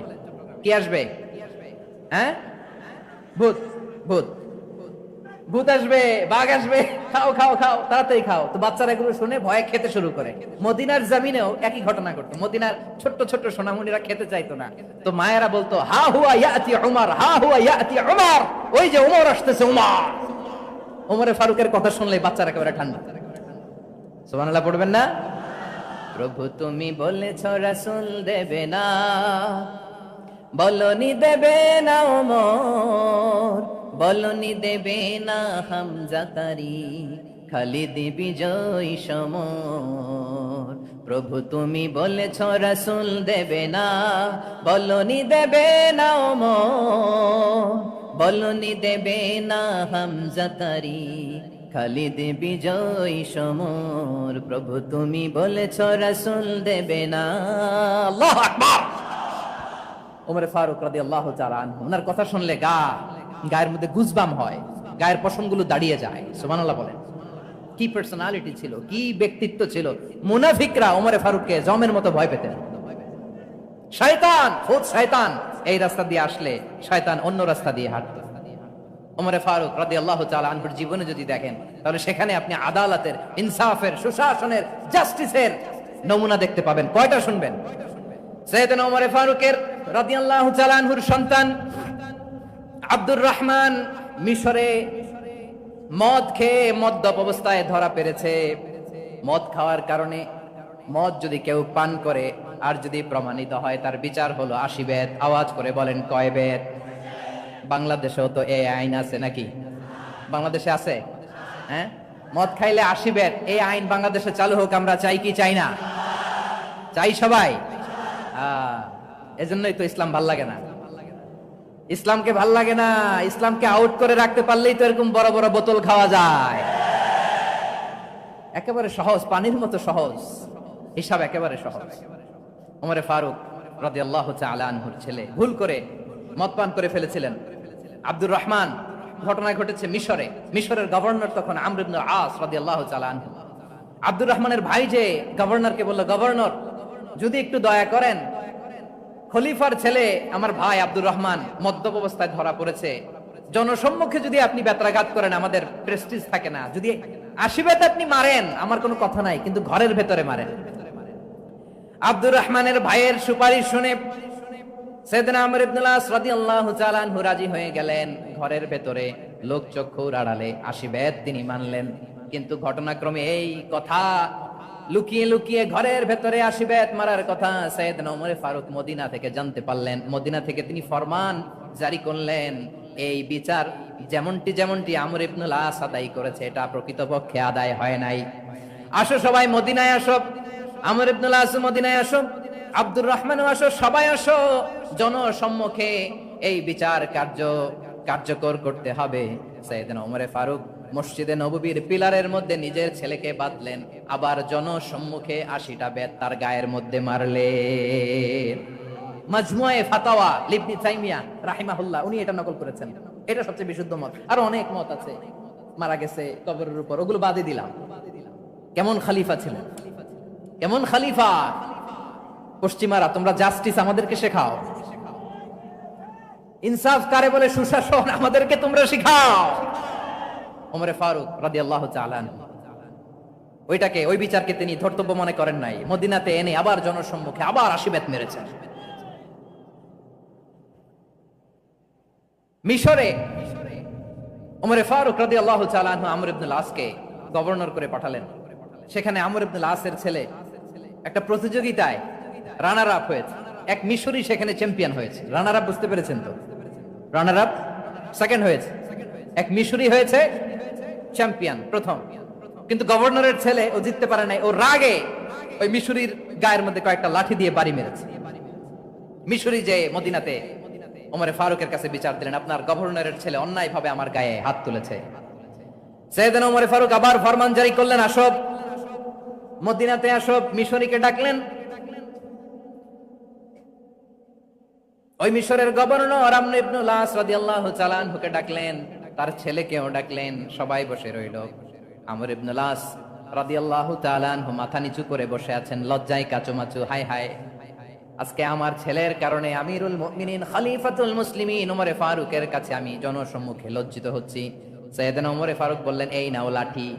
গভর্নরের ছেলে তোমার মাথার মধ্যে যতগুলো বাড়ি মেরেছে, আজকে জনসম্মুখে তুমি অতগুলা বাড়ি মারো। মিশরি বলে, থাক, আপনি যে ডেকে আনছেন সবার সামনে এটা বলছেন, এতেই আমি খুশি। আল্লাহু আকবার! আপনার মহানুভবতা দেখে আমি খুশি, আর অপমানের দরকার নাই। ওমর ফারুক বলে, না, খবরদার, এই কথা মিশরি তুমি বলো না, মারো, যতগুলা বাড়ি মেরেছে মারো। বাধ্য হয়ে মিশরি আমর ইবনে আসের সামনে ওনার কলিজার টুকরা সন্তানের মাথার মধ্যে বাড়ি মারতে আরম্ভ করলেন। ঠিক যতগুলা বাড়ি গভর্নরের ছেলে আমর ইবনে আসের ছেলে মিশরীর গায়ে মেরেছিল, মাথায় মেরেছিল, মিশরি গুনে গুনে ততটা মারলেন। এই দৃশ্য দেখে ওমর ফারুক রেগে মেগে আগুন, রাগের চোটে রাগ সামলাতে না পেরে, আর নিজেকে সামলাতে না পেরে মিশরীরে বললেন, ছেলেরে মারা শেষ হয়ে গেলে এবার বাবার টাক মাথার মধ্যে কয়েকটা বাড়ি মার। রাগের চোটে, আউট অফ অ্যাঙ্গার, রাগের চোটে, যে আমার পাঠানো গভর্নর আমর ইবনে আস তার ছেলেকে কেন আদব তারবিয়া কেন শিক্ষা দিতে পারে না। ছেলেরে মারা হইলে এবার আমর ইবনে আসের মাথার মধ্যে দুইটা মারো। এটা রাগে বলেছে, এটা শাস্তি হিসেবে না। সুবহানাল্লাহ পড়ে। তোমরা আমাদেরকে সুশাসন শিখাও, আমাদেরকে সুশাসন শিখাও। বিশ্বনবী বলেন, আদালত এটা যেন তেন বিষয় না। এটা দিয়েই মানবিক সমাজ গড়তে হবে। আল্লাহ তাআলা কিয়ামতের কঠিন ময়দানে, যেদিন স্বামী স্ত্রীকে চিনবে না, স্ত্রী স্বামীকে দেখে পালিয়ে যাবে, বন্ধু বন্ধুরে চিনবে না, পীর সাহেব মুরিদরে চিনবে না, মুরিদ পীর সাহেবরে চিনবে না, দলের কর্মী তার নেতারে চিনবে না, নেতা তার কর্মীরে চিনবে না, বন্ধু বন্ধুরে দেখে পালাবে। এই কঠিন মুহূর্তে সূর্যটা মাথার কাছে চলে আসবে, জমিনটা তামার জমিন হবে, আজকের জমিনের মতো নয়। মানুষ ঘর্মাক্ত, ক্লান্ত, শ্রান্ত মাথার মগজগুলো কানের ছিদ্র আর নাকের ছিদ্র দিয়ে বেয়ে বেয়ে পড়বে। বিশ্বনবী ফরমান, কিয়ামতের ওই কঠিন ময়দানে 7 শ্রেণীর ব্যক্তিকে রব্বুল আলামিন তার আরশের নিচে ছায়া দিবেন। তার মধ্যে প্রথম শ্রেণীর ব্যক্তি হলো ইমামুন আদিল। ইমামুন আদিল, ন্যায়পরায়ণ শাসক, যে ইনসাফের সাথে বিচার করে, যে জাস্টিস সমাজে সার্ভ করে, যে সুশাসন নিশ্চিত করে, ওই ইমামুন আদিল। আদিল শব্দটা বুঝছেন না? ইন্নাল্লাহা ইয়া'মুরু বিল আদল, পাইছেন? আদিল। 7 শ্রেণীর ব্যক্তিকে আল্লাহ তাআলা সুশীতল আরশের নিচে ছায়া দিবেন, যেদিন তার দেয়া ছায়া ছাড়া কোনো ছায়া থাকবে না। এর প্রথম হচ্ছে ইমামুন আদিল, ন্যায়পরায়ণ শাসক। চিল্লায় বলেন সুবহানাল্লাহ। আবার বিশ্বনবী বললেন, ইন্নাল মুকসিতিনা ইনদাল্লাহি আলা মানাবিরা মিন নূর আন ইয়ামিনির রহমান। কিয়ামতের দিন যারা ন্যায়পরায়ণ হিসেবে আল্লাহর সামনে দাঁড়াবে, কিয়ামতের দিন রব্বুল আলামিন তার আরশের ডান দিকে ওই ন্যায়পরায়ণ লোকদের জন্য আরশের ডান দিকে একটা নূরের মিম্বারে তাদেরকে বসার সুযোগ করে দিবে। আল্লাহর আরশের ডান দিকে ন্যায়পরায়ণ লোকদের জন্য আল্লাহ তাআলা নূরের মিম্বার বানাবে। 4টি কথা মনে করেছেন? আল আদাল, জাস্টিস। ইন্নাল্লাহা ইয়া'মুরু বিল আদল। আল্লাহ তাআলা এই আদালতের নির্দেশনা দেয়, সুবিচার, সুশাসন। প্রিয় ভাইরা, এটা আমরা বাংলাদেশে চাই কি চাই না? এই যে অরাজকতা, এই যে অন্যায়, এই যে জুলুম, এই যে ইনকনসিস্টেন্সি, সমাজের অসঙ্গতি, এর প্রধান কারণ জাস্টিস নাই, সুবিচার নাই, সুশাসন নাই। শেষবারের মতো আওয়াজ করে বলেন তো, আমরা বাংলাদেশে আদল চাই কি চাই না? তাহলে প্রথম নির্দেশনা শেষ, আল্লাহ তাআলা তোমাদেরকে আদলের আদেশ দেন। এরপরে আল্লাহ বললেন, আমি তোমাদেরকে ইহসানের আদেশ দেই। ইন্নাল্লাহা ইয়া'মুরু বিল আদলি ওয়াল ইহসান। আমি তোমাদেরকে যেমনি আদলের নির্দেশনা দেই, তেমনি ভাবে তোমাদেরকে ইহসানের নির্দেশনা দেই। ইহসান, আওয়াজ করে সবাই বলেন তো ইহসান। সবাই বলেননি? সবাই বললে এতটুকু আওয়াজ হবে আমি বিশ্বাস করি না। আওয়াজ করে বলুন আল ইহসান। ইহসান মানে কারো প্রতি সফট হার্টেড হওয়া, মহানুভব হওয়া, অনুগ্রহ পরায়ণ হওয়া, অনুগ্রহশীল হওয়া, একে অপরের প্রতি দয়াদ্র হওয়া। একে অপরের প্রতি দয়াদ্র, অনুগ্রহশীল হওয়া ছাড়া মানবিক সমাজ কঠিন কালেও গঠন করা সম্ভব না। প্রিয় ভাইরা, সুন্দর আচরণ দিয়ে, ইহসান দিয়ে যা জয় করা যায়, নরম আচরণ দিয়ে যেটা অর্জন করা যায়, কঠোরতা দিয়ে সেটা পারা যায় না। বিষ্ণু ঈসা ইসলাম ইহসান দিয়ে, কোমল আচরণ দিয়ে, তার অনুগ্রহ দিয়ে তিনি অনেক কাফিরের হৃদয়কে জয় করে ফেলেছেন। সাইয়েদনা সুমামা ইবনে উসাল রাদিয়াল্লাহু তাআলা আনহুর কথা মনে পড়ে যায়। তিনি ছিলেন ইয়ামামার বাদশা। মদিনাতে বিশ্বনবীকে হত্যা করার নিয়তে এসেছিলেন। গোপনে গোপনে বিশ্বনবীকে হত্যা করে আবার ইয়ামামাতে তিনি ফিরে যাবেন। কিন্তু কি অবাক করা কাণ্ড, হত্যা করতে পারে নাই, সাহাবাদের হাতে তিনি ধরা পড়ে গেলেন। সাইয়েদনা সুমামা ইবনে উসাল রাদিয়াল্লাহু তাআলা আনহু হত্যার নিয়তে আসলেন, কিন্তু হত্যা করতে পারলেন না। সাহাবারা ওনাকে ধরে ফেললেন, ধরে মসজিদে নববীর পিলারের মধ্যে বেঁধে রাখলেন। সুমামা ইবনে উসাল, সিরাত থেকে শুনেন, সিরাত থেকে শোনাচ্ছি, রাদিয়াল্লাহু তাআলা আনহু ইয়ামামার অধিপতি ছিলেন।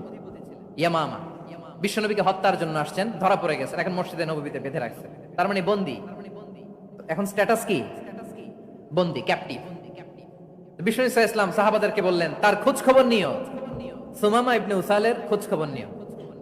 সাহাবারা বলেন, ইয়া রাসূলুল্লাহ, আপনাকে হত্যা করতে এসেছে, তার তো কঠিন ক্যাপিটাল পানিশমেন্ট হওয়া দরকার, কঠিন শাস্তি হওয়া দরকার। বিষ্ণু বললেন, না, আমি যেটা জানি তোমরা সেটা জানো না, তোমরা সুমামার সাথে ভালো আচরণ করো। বিশ্বনবী সুমামার কাছে গেলেন। প্রথম দিন যে তিনি কালেমার দাওয়াত দিলেন, ঈমানের দাওয়াত দিলেন, ইসলামের দাওয়াত দিলেন, রিসালাতের দাওয়াত দিলেন, আখিরাতের দাওয়াত দিলেন। পরের দিন যে বিশ্বনবী সালাতের দাওয়াত দিলেন, যাকাতের দাওয়াত দিলেন, ইসলাম কি, কিভাবে, কেমন করে পালন করতে হয় চমৎকার আর্টিকুলেট করতে শুরু করলেন। তন্ময় হয়ে সুমামা ইবনে উসাল রাদিয়াল্লাহু তাআলা আনহু বিশ্বনবীর কথাগুলো শুনতে আরম্ভ করলো। একদিন নয়, 2 দিন নয়, টানা 3 দিন বিশ্বনবী সুমামার কাছে ইসলামকে প্রেজেন্ট করেছেন, উপস্থাপন করেছেন। আওয়াজ করে বলেন, কয় দিন? 3 দিন। 3 দিন মসজিদে নববীতে বাধা। আর সাহাবীদেরকে বললেন, তার খোঁজ খবর নিও, তোমরা যে রুটি বানাও এর মধ্যে সবচেয়ে ভালো আটার রুটিটা তারে দিও, সবচেয়ে রিফাইন্ড খেজুর, যেটা পিওর খেজুর, এটা তারে দিও। আর বিশ্বনবী নিজের উট থেকে দুধ দহন করে ওনার বাড়ির এক কর্মচারীকে বলেছেন, দুধ দহন করে সুমামার জন্য নিয়ে যেও। সুবহানাল্লাহ পড়বেন না? সবাই তো অবাক, ইয়ামামা থেকে আসছে নবীকে হত্যা করতে, বিশ্বনবী দেখে তারে জামাই আদর করে, তাকে মজার মজার খাবার দিও, দুধ দিও, আদর আপ্যায়ন করো। একদিন নয়, 2 দিন নয়, টানা 3 দিন বিশ্বনবী এভাবে সুমামার কাছে যেয়ে যেয়ে ইসলামকে প্রেজেন্ট করতে আরম্ভ করলেন, ইসলামকে উপস্থাপন করতে শুরু করলেন, আর তাকে চমৎকার এন্টারটেইনমেন্ট আপ্যায়ন দিতে আরম্ভ করলেন। টানা 3 দিন যখন ইসলামের দ্য বিউটিজ অফ ইসলাম, ইসলামের সুমহান বাণী, সৌন্দর্য তার কাছে উপস্থাপন শেষ, তাকে আপ্যায়ন শেষ, বিশ্বনবী বললেন সাহাবাদেরকে, যাও এবার সুমামার হাতের পায়ের রশি দুটো খুলে দাও। সাহাবারা বললেন, ইয়া রাসূলুল্লাহ, কি বলেন আপনি? ও তো হত্যাকারী, সুযোগ পায় নাই, আপনারে মারতে পারে নাই, ছেড়ে দিলে আবার ও আপনার উপর তলোয়ার নিয়ে ঝাঁপিয়ে পড়বে। নবী, এই সিদ্ধান্ত আপনি নিতে যাবেন না। বিশ্বনবী বললেন, যেটা বলেছি সেটা করো, সুমামার রশিগুলো ছেড়ে দাও, সুমামার হাতে পায়ের রশিগুলো যে তোমরা খুলে দাও। সাহাবারা তর্ক জুড়ে দিলেন, লা ইয়া রাসূলুল্লাহ, এমনটা করবেন না, তো ভয়ঙ্কর ভয়ঙ্কর খুনি, কি জানি কি হয়ে যায়। বিশ্বনবী বললেন, না, তার হাতে পায়ের রশিগুলো খুলে দাও। সাহাবারা বিশ্বনবীর কথা মতো তার হাতে পায়ের রশিগুলো খুলে দিল। সুমামা মুহূর্তের মধ্যে মসজিদে নববী থেকে বের হয়ে ইয়ামামায় ফিরে না যে মসজিদে নববীর পাশে একটা খেজুর বাগান ছিল, সেখানে চলে গেলেন। সেখানে একটা ছোট্ট কুয়া ছিল, কুয়ার পানি দিয়ে তিনি গোসল করলেন। সুবহানাল্লাহ পড়েন। কুয়ার পানি দিয়ে গোসল করে মসজিদে নববীর সামনে এসে বিশ্বনবী এবং সাহাবাদের সামনে দাঁড়িয়ে সাব্বাবা উঁচু করে বললেন, আশহাদু আল্লা ইলাহা ইল্লাল্লাহ ওয়া আশহাদু আন্না মুহাম্মাদান আবদুহু ওয়া রাসূলুহু। আল্লাহু আকবার! আমি সাক্ষ্য দিচ্ছি আল্লাহ ছাড়া কোনো ইলাহ নাই, আর মুহাম্মদ আল্লাহ তাআলার প্রেরিত বান্দা এবং রাসূল। প্রিয় ভাইরা, ইহসান দিয়ে যা জয় করা যায়, কঠোরতা দিয়ে সেটা কঠিনকালেও জয় করা যায় না। আওয়াজ করে বলেন, ঠিক কি না? এবার সুমামা দাঁড়িয়ে বলে, ওগো নবী, আমি তো কালিমা পড়ে মুসলমান হয়ে গেলাম, এবার শোনেন, এই মুহূর্তের আগে আপনার চেহারার চাইতে নিকৃষ্ট কোনো চেহারা আমার কাছে ছিল না, কিন্তু শাহাদা পাঠ করার পরে আপনার চেহারার চাইতে উত্তম শ্রেষ্ঠ কোনো চেহারা আমার কাছে আর নাই। ও নবী, আজকের দিনের আগে ইসলাম ধর্মের চেয়ে নিকৃষ্ট অপছন্দনীয় কোনো ধর্ম আমার কাছে ছিল না, কিন্তু এই মুহূর্ত থেকে ইসলামের চেয়ে সেরা শ্রেষ্ঠ পছন্দনীয় কোনো ধর্ম আমার কাছে নাই। নবী গো, আজকের দিনের আগে মদিনার চাইতে অপছন্দনীয় নিকৃষ্ট কোনো শহর আমার কাছে ছিল না, কিন্তু এই মুহূর্তের পর থেকে মদিনার চাইতে কোনো শ্রেষ্ঠ শহর আমার জানা নাই। সে ছিল গমের বড় ডিলার, গম বেচতো। কি বেচতো? তার গম কিনে মক্কার লোকেরা রুটি খাইতো। সে ঘোষণা দিল, আজকে থেকে মক্কাবাসীদের জন্য সব গম আমি হারাম করে দিলাম, মক্কাবাসী এখন না খেয়ে মরে। সুবহানাল্লাহ পড়বেন না? মক্কাবাসী বিশ্বনবীর কাছে আসলেন, এসে বললেন, মুহাম্মদ, আমরা তো তোমার ভাই, তোমার চাচা, তোমার ভাতিজা, তোমার আত্মীয়, তুমি সুমামারে বলো সে যেন আবার গমের সাপ্লাই মক্কার জন্য অনুমতি দিয়ে দেয়। বিশ্বনবীর অনুমতি ক্রমে সুমামা আবার মক্কাতে গম পাঠাতে শুরু করলো। পড়েন সুবহানাল্লাহ। ইহসান, ইহসান দিয়ে আপনি যেটা জয় করতে পারবেন, you can win the heart of your enemies. ইহসান দিয়ে আপনি আপনার শত্রুর হৃদয়কে জয় করতে পারবেন। আওয়াজ করে বলেন, ঠিক কি না? এজন্য আল্লাহ বললেন, ওয়া আনফিকু ফি সাবিলিল্লাহি ওয়া লা তুলকু বিআইদিকুম ইলাত তাহলুকা ওয়া আহসিনু ইন্নাল্লাহা ইউহিব্বুল মুহসিনিন। তোমরা আল্লাহর রাস্তায় দান করবে আর নিজেরা নিজেদেরকে ধ্বংসের হাতে ঠেলে দিও না। তোমরা একে অপরের প্রতি ইহসান করবে, কারণ ইহসানকারীদেরকে আল্লাহ বড় ভালোবাসেন। সুবহানাল্লাহ পড়েন। আবার সূরা রহমানে আল্লাহ বললেন, হাল জাযাউল ইহসানি ইল্লাল ইহসান ফাবিআইয়ি আলা, সবাই পড়েন, ফাবিআইয়ি আলাই রাব্বিকুমা তুকাযযিবান। ইহসানের প্রতিদান হিসেবে ইহসানি হয়। বিশ্বনবী সুমামার প্রতি যেমন ইহসান করেছেন, সুমামাও ঠিক তেমন ইহসান ফিরিয়ে দিয়েছে। ঠিক কিনা বলেন? তাহলে 1 নম্বরে হচ্ছে আদ, ন্যায় বিচার। 2 নম্বরে সবাই বলেন ইহসান, সদাচরণ।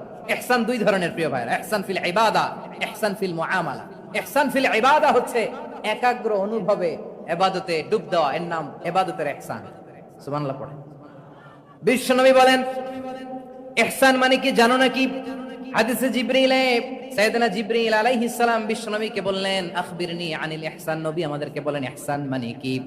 বিশ্বনবী বললেন আনতা আবুদাল্লাহ কাআন্নাকা তারাহু ফাইন লাম তাকুন তারাহু ফাইন্নাহু ইয়ারাক। ইহসান মানে হলো এমন ভাবে তুমি আল্লাহর সামনে নিজেকে উজাড় করে ইবাদত করবে, তুমি ভাববে তুমি আল্লাহকে দেখতে পাচ্ছ। আর এটা যদি ভাবা তোমার জন্য কঠিন হয়ে যায়, অন্তত এতটুকু তুমি ভাববা যে আল্লাহ তোমাকে দেখতে পাচ্ছেন। ঠিক কিনা বলেন? আমার বীর চট্টলার ভাইয়েরা, কেউ যেটা দেখে না সেটা দেখে কে? এই বিশ্বাস হৃদয়ের মধ্যে আছে? নামাজে যখন দাঁড়ান এই ফিলিংসটা আনা যাবে? হ্যাঁ, এশার সালাত তো এখনো হয় নাই না? আলোচনা শেষে এশার সালাত এখানে অনুষ্ঠিত হবে, তাই না? আচ্ছা বলুন তো, আমরা এশার সালাত পর্যন্ত বেঁচে থাকবো এই গ্যারান্টি আছে কার কার? হাত তোলেন।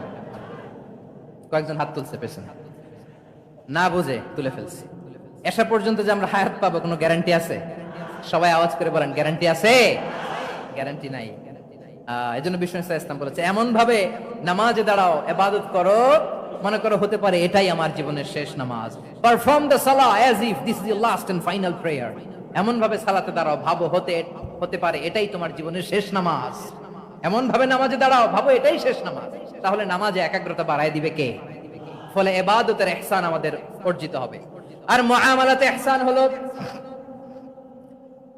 বিশ্বনবী বলেন ইন্নাল্লাহা তাবারাকা ওয়া তাআলা কাতাবাল ইহসানা আলা কুল্লি শাই ফাইদা কাতালতুম ফাআহসিনুল কিতলা ওয়া ইযা যাবাহতুম ফাআহসিনুদ যাবহা ওয়ালিয়ুহিদ্দা আহাদুকুম শাফরাতাহু ওয়ালিয়ুরিহ যাবিহাতাহু। ইহসান দুই ধরনের, আওয়াজ করে বলতে হবে। কয় ধরনের? সবাই বলুন আওয়াজ করে, কয় ধরনের? একটা হচ্ছে ইহসান ফিল ইবাদা, ইবাদতে ইহসান। ইবাদতে ইহসান কি? একাগ্র অনুভব দিয়ে ইবাদত করা, মন প্রাণ দিয়ে ইবাদত করা। আর মুআমালাতে ইহসান কি? সব কাজে, দৈনন্দিন কাজে, কর্মে, সামাজিক অ্যাক্টিভিটিতে কোমলতা প্রদর্শন করা, অনুগ্রহের সাথে সবকিছু করা। আল্লাহ তাআলা ইন্নাল্লাহা তাবারাকা ওয়া তাআলা কাতাবাল ইহসানা আলা কুল্লি শাই, তিনি সবকিছুর ব্যাপারে ইহসানকে আবশ্যক করেছেন। সবকিছুতে মুমিনের সব কাজে ইহসানের পরশ থাকবে। ওয়া ইযা কাতালতুম ফাহসিনুল কিতলা, বিষ্ণু বলেন তুমি যখন কাউকে হত্যা করো ইহসানের সাথে করো। সুবহানাল্লাহ পড়বেন না? যখন হত্যা করো তখনও ইহসানের সাথে। আচ্ছা হত্যা করবো আবার ইহসান আসবে করতে করে তো মেরেই ফেলবো আমি। আল্লাহ, ও ভাই একজন খুন করেছে, খুনি, রাষ্ট্রীয় আইনে তার শাস্তি হয়েছে ডেথ পেনাল্টি, মৃত্যুদণ্ড। এখন মৃত্যুদণ্ড দেখে আপনি যেমনি মন চায় তেমনি মারবেন লোকটারে? ওর নাক কেটে ফেলতে পারবেন? ওর কান কাটতে পারবেন? ওর চোখ উপড়ে ফেলতে পারবেন আপনি? যেমন মন চায় তার অঙ্গহানি করা যাবে না। ইহসানের সাথে তাকে হত্যা করো। সুবহানাল্লাহ, this is Islam, this is the true essence of Islam. ওয়া ইযা যাবাহতুম ফাহসিনুয যাবহা, যখন জবাই করবে তখনও ইহসানের সাথে জবাই করো। করবো জবাই, ওইখানেও নাকি ইহসান। আচ্ছা কুরবানির দিন আমরা পশুগুলোরে কি করি বলেন? সবাই আওয়াজ করে জবাই। জবাই মানে তো এটা মেরেই ফেলতেছি, একটু পরে তো টুকরো টুকরো করে গোশতগুলো খাবো। এটা তো খাবো, এটা তো মেরেই ফেলবে। বিষ্ণু বলে না, জবাইয়ের মধ্যেও মুমিনের জবের ভেতরেও ইহসানের পরশ থাকা চাই। যখন জবাই করবে প্রাণীটাকে হাত পা টাইট করে বেঁধে নাও, ছুরিটাকে শার্পেন করে নাও, ধারালো করে নাও, যাতে অল্প সময়ে জবাইটা হয়ে যায়, প্রাণীটা যাতে কম কষ্ট পায়। সুবহানাল্লাহ পড়ে। দিস ইজ কল্ড ইহসান। ইহসান আল্লাহ তাআলা যেমনি আদলের আদেশ করেছেন, ন্যায় বিচার, জাস্টিস এনশিওর করতে বলেছেন, সমাজে ইহসানের ব্যবহার, ইহসানের অনুশীলন তিনি করতে বলেছেন। এজন্য মুমিনের প্রতিটি কাজে, আমার চট্টগ্রামের ভাইয়েরা আমার দিকে তাকান, খেয়াল করে শুনুন, মুমিন জীবনের প্রতিটি কাজে ইহসানের পরশ থাকা চাই। আমরা যেন আমাদের পরিবারের প্রতি ইহসান করি, আমরা যেন আমাদের কর্মচারীদের প্রতি ইহসান করি, আমরা যেন আমাদের কলিগদের প্রতি ইহসান করি, আমরা যেন আমাদের ভাইদের প্রতি ইহসান করি। মুমিন জীবনের প্রতি কাজে ইহসানের পরশ থাকার দরকার আছে না নাই? কথা বুঝতে পেরেছেন? তাহলে আল্লাহ তাআলার তিনটা আদেশ ছিল, কয়টা গেল? ভুলে গেছে, ভুলে গেছে চট্টগ্রাম। তিনটা আদেশের মধ্যে কয়টা বললাম? প্রথমে কি ছিল? আদল। 2 নম্বরে, 3 নম্বরে রব্বুল আলামিন বললেন ওয়া ইতাইযিল কুরবা, নিকটাত্মীয়দেরকে দান করো। নিকট আত্মীয়দেরকে দাও, যারা তোমাদের ব্লাড কানেকশনের আত্মীয় তাদেরকে তোমরা দাও। এখানে জেনারেলি বললেন দাও, কি দিব সেটা তিনি এখানে বলেন নাই, সেটা তিনি সূরাতুল ইসরার মধ্যে বলেছেন। আল্লাহ বলেন ওয়া আতিযাল কুরবা হাক্কাহ, নিকট আত্মীয়দেরকে তাদের অধিকার, তাদের প্রাপ্য তোমরা বুঝিয়ে দাও। দেখেন, একটা শান্তির সমাজ, একটা সমৃদ্ধ সমাজ, একটা মানবিক সমাজ গঠনের জন্য আল্লাহ তাআলা বেশি না, মাত্র তিনটা অর্ডার, তিনটা ভার্ডিক্ট তিনি জারি করেছেন। এক নাম্বার সুশাসন, ন্যায় বিচার। দুই নাম্বার ইহসান। তিন নাম্বার নিকটাত্মীয়, যারা কাছের, তোমার ভেরি ক্লোজ রিলেশনশিপে আছে, তাদেরকে দাও। দাও, দিলে বাড়িয়ে দেয় কে? অনেকে দিতে চায় না, কৃপণতা করে। দিলে বাড়ায় দেয় কে? ও মিয়া, মদিনার মধ্যে সবচাইতে গরিব সাহাবী ছিল বেলাল রাদিয়াল্লাহু তাআলা আনহু। ওনার এন্টায়ার অ্যাসেট, সম্পদের পরিমাণ কতদূর জানেন? একটা লুঙ্গি। বেলাল রাদিয়াল্লাহু তাআলা আনহু, ওনার টোটাল ওয়েলথের এস্টিমেশন হচ্ছে মাত্র একটা লুঙ্গি। একটা লুঙ্গি, টোটাল ওয়েলথ এস্টিমেশন, টোটাল সম্পদের পরিমাণ বেলাল রাদিয়াল্লাহু তাআলা আনহুর কি ছিল? কথা বোঝে নাই বোধহয়। কি ছিল? ওই বেলাল রাদিয়াল্লাহু তাআলা আনহুকে বিষ্ণু ইসলাম বলেছেন, আনফিক ইয়া বেলাল, ও বেলাল তুমিও দাও। ওয়ালা তাখশা মিন যিল আরশি ইখলালা, আরশের অধিপতির তো কোনো ঘাটতি নাই, তুমি দিলে ওই আল্লাহ তোমারে বাড়ায় দিবে। এজন্য আমার প্রিয় ভাইয়েরা, দিলে কমে না, দিলে বাড়ে। অনেকে ধরে রাখে, নতুন কিছু নিতে পারে না। হাত দিয়ে যেটা ধরে রেখেছেন এটা দিয়ে দেন, বড় একটা ধরার সুযোগ পাবেন। জোরে বলেন ঠিক কিনা? ধরেন 5 কেজি ওজনের একটা ধরে রাখছেন, এখন 10, এটা না ছাড়লে 10 কেজি ধরতে পারবেন আপনি? আচ্ছা, 10 কেজির জিনিস একটা আছে হাতে, ওইটা যদি ছেড়ে দেন তাহলে না 15 কেজি ধরতে পারবেন? কথা বলেন ঠিক কিনা? তাহলে দিলে বাড়িয়ে দেয় কে? রব্বুল আলামিন বললেন 3 নাম্বার আদেশ হলো তোমাদের প্রতি, সমাজটারে কেমন করে মানবিক সমাজ, সুন্দর সমাজ গড়বা। 3 নাম্বার আদেশ হলো ওয়া আতিদাল কুরবা হাক্কা, নিকটাত্মীয়দেরকে তাদের প্রাপ্য বুঝিয়ে দাও। এই নিকটাত্মীয়দেরকে তাদের অধিকার বুঝিয়ে দেওয়া, প্রাপ্য বুঝিয়ে দেওয়াতে আমাদের গাফলতি আছে না নাই? চট্টগ্রামে নাই? মাশাআল্লাহ আছে, আছে। অনেকে দেখবেন অনেক আল্লাহওয়ালা, তাহাজ্জুদ গুজার, সেজদা দিতে দিতে কপালে কালো দাগ ফেলে দিছে, সে তার বোনের হকটা আদায় করে নাই। আছে না নাই? হ্যাঁ, এখানেও আছে। সর্বনাশ। অনেক বড় হাজী সাহেব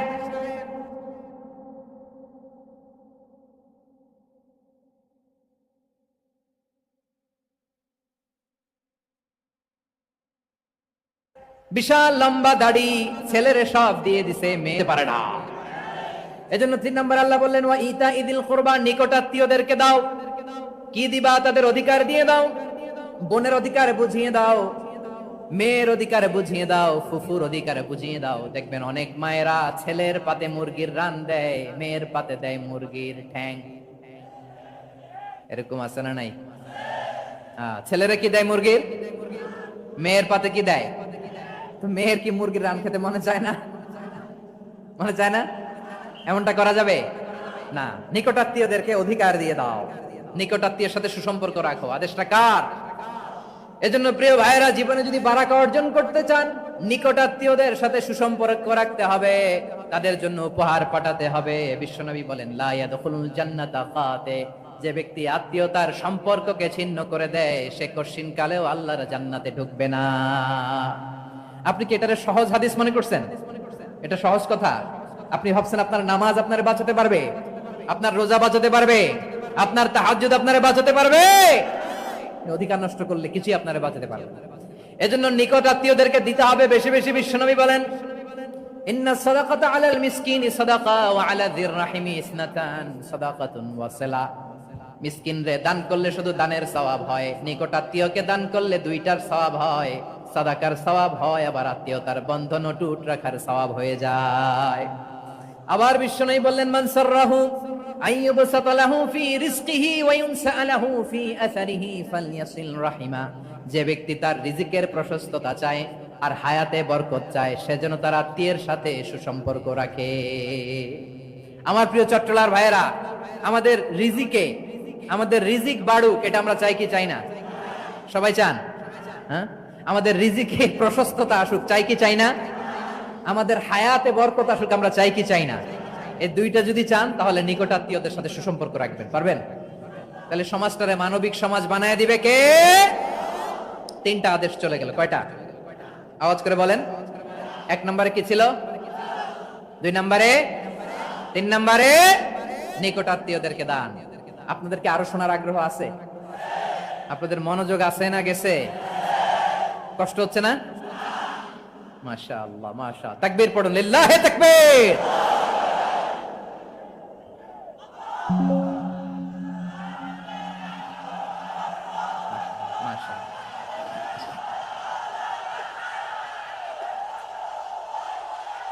আমার প্রিয় ভাইরা, আল্লাহ তাআলা তিনটা জিনিসের যেমনি আদেশ করেছেন, অনুরূপ ভাবে তিনটা বিষয় তিনি বারণ করেছেন, নিষেধ করেছেন। ওগুলোর কাছেও যাওয়া যাবে। শুনবেন। রাব্বুল আলামিন বলেন, ওয়ায়ানহা আনিল ফাহশাই ওয়াল মুনকারি ওয়াল বাগি। আমি যেমনি তিনটি বিষয়ে আদেশ করলাম, অনুরূপ ভাবে তিনটি বিষয়ে বারণ করলাম, নিষেধ করলাম। আমার 1 নাম্বার নিষেধাজ্ঞা হলো অশ্লীলতার প্রতি। ফাহশা, ওয়ায়ানহা আনিল ফাহশা। আল্লাহ তাআলা অশ্লীলতাকে নিষেধ করেছেন। কোন জিনিসকে? সবাই বলুন, কোন জিনিসকে? যত ধরনের, যত টাইপের, যত ক্যাটাগরির অশ্লীলতা হতে পারে, সব অশ্লীলতাকে হারাম করেছেন কে? ফাহশা মানে কি? কথায়, কাজে, আচরণে, কমেন্ট, ফেসবুকের কমেন্টসে যত ধরনের নোংরামো আছে, যত ধরনের অশ্লীলতা আছে, এটাকে আরবিতে বলে ফাহশা। এটাকে কি বলে? রাব্বুল আলামিন বলেন, কুল ইন্নামা হারামা রাব্বিয়াল ফাওয়াহিশা মা যাহারা মিনহা ওয়া মা বাতান। ও নবী, আপনি বলে দেন, আমার রব প্রকাশ্য, অপ্রকাশ্য, স্পষ্ট কিংবা অস্পষ্ট, দৃশ্যমান কিংবা অদৃশ্যমান সব অশ্লীলতাকে হারাম করেছেন। সব ধরনের অশ্লীলতা হারাম, সব ধরনের। আল্লাহ তাআলা আমাদেরকে অশ্লীলতা থেকে বাঁচান, অশ্লীলতা থেকে তিনি আমাদেরকে হেফাজত করুক। পড়েন আমিন। এবার বলেন, আমাদের সমাজে অশ্লীলতা আছে না নাই? চট্টগ্রামে নাই? আমি কই নাই, ওনারা বলে আছে। দেখছেন, আমি সামহাও বাঁচায় দেওয়া ট্রাই করতেছি, ওনারা বলে আছে। অশ্লীলতা নানা ভাবে, নানা নামে, নানা মোড়কে আমাদের সমাজে আছে না নাই? সংস্কৃতির নামে, ফ্যাশনের নামে, বিনোদনের নামে, উপন্যাসের নামে, কনসার্টের নামে অশ্লীলতা আছে না নাই? আপনি দেখেছেন কনসার্টগুলোর অবস্থা? এই যে আতিফ আসলাম যে আসছে আমাদের দেশে, তারপর কে কে আসছে? আমাদের তরুণ তরুণীরা, আমাদের যুবক যুবতীরা, আমাদের জেনজিরা। কি অবস্থা ওইখানে? হ্যাঁ, কি অবস্থা? কে বাঁচাবে ওদের? কে রক্ষা করবে ওদের ইমানের, ওদের চরিত্রের হেফাজতের গ্যারান্টি কে দিবে? কনসার্টের নামে অশ্লীলতা আছে না নাই? ছেলে মেয়ে একে অপরকে জড়ায় ধরতেছে, একে অপরকে চুমু খাচ্ছে, প্রকাশ্যে, দিবালোকে, গণমানুষের সামনে। আল্লাহ তাআলা এই অশ্লীলতা থেকে আমাদেরকে বেঁচে থাকতে বলেছেন, বেঁচে থাকতে বলেছেন। রূপালী জগতের নামে অশ্লীলতা আছে না নাই? এই টার্মটা আপনারা জানেন না? রূপালী জগৎ কি জগৎ? আসলে কি রূপালী জগৎ না অন্ধকার জগৎ? আমার বোনেরা, আপনাদেরকে যে কি বলে তারা বুঝায়, রূপালী জগৎ শুনেই আপনি ভরকে যাবেন না। রূপালী জগতে যে নারী যত বেশি উলঙ্গ, সে নাকি তত বেশি সাহসী। জানেন? বলে এটা একটা সাহসী নারী, খুব সাহসী পদক্ষেপ তার। যত বেশি শরীর থেকে কাপড় নামাতে পারবে, যত বেশি বস্ত্রহীন হয়ে নিজেকে প্রেজেন্ট করতে পারবে, সে নাকি তত বেশি সাহসী। আমার চট্টলার ভাইরা, শয়তানের প্রথমে এজেন্ডা ছিল বনি আদমকে বস্ত্রহীন করা। সে আদম এবং হাওয়া আলাইহিস সালামকে নিষিদ্ধ গাছের ফল খাইয়ে তাদেরকে বস্ত্রহীন করেছে। এই জামিনেও সে আমাদেরকে বস্ত্রহীন করতে চাইবে। এই রূপালী জগতের নামে তারা এটা করে। আমার প্রিয় বোনেরা, আপনি জানেন না আপনার দাম কত? ওরা আপনাদেরকে বিজ্ঞাপনের সস্তা পণ্য বানাতে চায়। ওরা আপনাদেরকে ওদের ভোগের লিপসার টুলস বানাতে চায়। ওরা আপনাদেরকে দিয়ে ওদের খায়েশ পূরণ করতে চায়। এটা আপনাদের জন্য মোটেও ডিগনিটি নয়, এটা আপনাদের জন্য সম্মান না হয়। আপনার সম্মান শালীনতায়, আপনার সম্মান হেজাবে, আপনার সম্মান ভদ্রতায়, আপনার সম্মান আপনার ডিসেন্ট পোশাকে। পোশাক বলে দেয় এই নারীটা ভদ্র না অভদ্র। পোশাক বলে দেয় এই মেয়েটা কোন ঘরের মেয়ে। আওয়াজ করে বলেন ঠিক কিনা? আপনি জানেন না আপনারা সস্তা পণ্য বানায়, ভোগের পণ্য, বিলবোর্ডে আপনাকে উলঙ্গ করে উপস্থাপন করে। এই অশ্লীলতার সাথে ইসলামের কোন সম্পর্ক। এজন্য আল্লাহ বলেন আমি অশ্লীলতাকে হারাম করেছি। অশ্লীলতাকে হারাম করার প্রথম কারণ হলো এর মাধ্যমে মানবতাকে অপমানিত করা হয়। কারণ মানুষের সম্মান মানুষের পোশাকে। মানুষ যখন পোশাকহীন হয়ে যায়, বস্ত্রহীন হয়ে যায়, তার সম্মান কমে যায়, ঠিক কিনা? অশ্লীলতাকে হারাম করার প্রথম কারণ হচ্ছে মানুষ মানুষকে অপমান করে। একটা নারী, সে তো সম্মানিত, নারী যে কত সম্মানিত নারীর এটা বুঝেই নাই। বিশ্বনবী বলেন আর দুনিয়া কুল্লুহা মাতা ওয়া খায়রু মাতা'আদ দুনিয়া আল মারআতুস সালিহা। আমার বোনেরা, 5টা প্যান্ডেলে আপনারা এলইডিতে আমার আলোচনা শুনছেন, আমি জানি আপনাদের এই গর্ভ যে কত দামি আপনি জানেন না। আপনার পেট থেকেই আসবে আগামী দিনের সালাহুদ্দিন আল আইয়ুবী। আপনার পেট থেকেই আসবে অনাগত দিনের ইমাম মাহদী, আসবে অনাগত দিনের ইমাম মাহদী আল মুনতাদর। আপনার পেট থেকেই আসবে অনাগত দিনের ফয়সাল, ওয়াসিম, মুগ্ধ, আবু সাইদের মতো বীর যোদ্ধা। ফ্লাইটে উঠলাম, শুনে বিশ্বাস করতে পারলাম না। মুহূর্তের মধ্যেই আল্লামা যখন ইন্তেকাল করলেন, আমি তখন সবকিছুই অ্যাসেট, আল্লামা যখন এর মধ্যে সবচেয়ে দামি অ্যাসেট নেককার নারী। আল্লাহু আকবার। দেখতে লাগলাম গর্ভ যে কত দামি আপনি জানেন না। হাসি মাখা নিতর কাজে লাগান, কোরআন পড়েন, সুন্নাহ পড়েন, তুমি কাঁদিবে। আপনার অনেক দায়িত্ব ঘরে। You are the east to west, from তাকে কবরস্থ করার কথা ছিল সেখানে। It's a very big institution. হাসি মাখা নিতর একটা অনেক বড় প্রতিষ্ঠান। মরণে হাসিবে তুমি কাঁদিবে। ইনস্টিটিউশন, আপনি এই পরিবারের MD, managing director. From north to south, the entire globe, গোটা বিশ্ব ওনার জন্য কেঁদেছে। তারবিয়া করবেন আপনি, গোটা বিশ্ব কেঁদেছে। কাবার গিলাফ ধরে ধরে মানুষ চিৎকার করেছে। জান্নাতের ডুপ্লেক্স বাড়ি ওইখানে তৈরি করে রাখবে কে? আপনি যে কত দামি আপনি জানেন না। নারীদেরকে আল্লাহ বানিয়েছেন উচ্চতর করে, নিম্নতর নয়। নারীদেরকে ছোট্ট জিনিস দিলে এটারে বড় করে দেয়। নারীদেরকে ভ্রূণ দিলে, শুক্রাণু দিলে নারী এটারে বাচ্চা হিসেবে উপহার দেয়, ঠিক কিনা? বিয়ের মাধ্যমে স্বামী যখন তার শুক্রাণু তার স্ত্রীকে উপহার দেয়, স্ত্রী রিটার্নে কি উপহার দেয়? ফুল ফর্ম বেবি, মানব সন্তান। দেখছেন, আপনি দিলেন একটুকু, উনি দিছে বিশাল। আপনি যদি নারীকে বাজার এনে দেন, নারী এটাকে সুস্বাদু খাবারে রূপান্তর করে দেয়। আপনি তাকে একটা মুচকি হাসি দিয়ে দেন, সে তার কলিজা দিয়ে দেয়। কিন্তু যদি আপনি তার মনে কষ্ট দেন, সে আপনার জীবনকে জাহান্নাম বানায়া দেয়। খবর আছে, নারীর মন বুঝতে পারলে নেয়ামত, বুঝতে না পারলে কিয়ামত, ঠিক কিনা বলেন? আমার প্রিয় বোনেরা, আপনি যে কত দামি আপনি জানেন না। জানেন না আপনি কত দামি, অনেক দামি আপনি। আপনাদেরকে যেন ভোগের সস্তা পণ্য বানাতে না পারে, আপনাদেরকে সচেতন থাকতে হবে, সজাগ থাকতে হবে, কনসার্ন থাকতে হবে। শয়তানের ওই হাতছানির দিকে আর নজর দেওয়া যাবে না। তাহলে কেন আল্লাহ তাআলা এই ফাহশা অশ্লীলতাকে হারাম করলেন? 1 নাম্বার, এতে হিউম্যান ডিগনিটি কমে। 2 নাম্বার, এতে মানুষের অধিকার নষ্ট হয়। আপনি বিয়ে করেছেন, এরে পরকিয়া করেন, ওর সাথে এরকম আছে না নাই?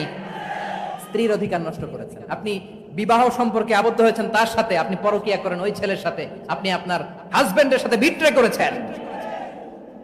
এজন্য আল্লাহ অশ্লীলতাকে হারাম করেছেন। অশ্লীলতাকে হারাম করার আরেকটা কারণ হচ্ছে আল্লাহ তাআলা এই হিউম্যান জেনারেশনকে এটাকে প্রিজার্ভ করতে চায়। হিফজুন নাসল, এটা মাকাসিদুশ শরিয়ার অনেক গুরুত্বপূর্ণ একটা মাকাসিদ, অনেক গুরুত্বপূর্ণ। আপনার নাসল, আপনার জেনারেশনকে সংরক্ষণ করা। এই যে আসতেছে ফেব্রুয়ারি, কত ফেব্রুয়ারি জানো? এটা কি বিশ্ব ভালোবাসা দিবস? হ্যাঁ, কি দিবস? এই বিশ্ব ভালোবাসা দিবসের সাথে মুসলমানদের কোনো সম্পর্ক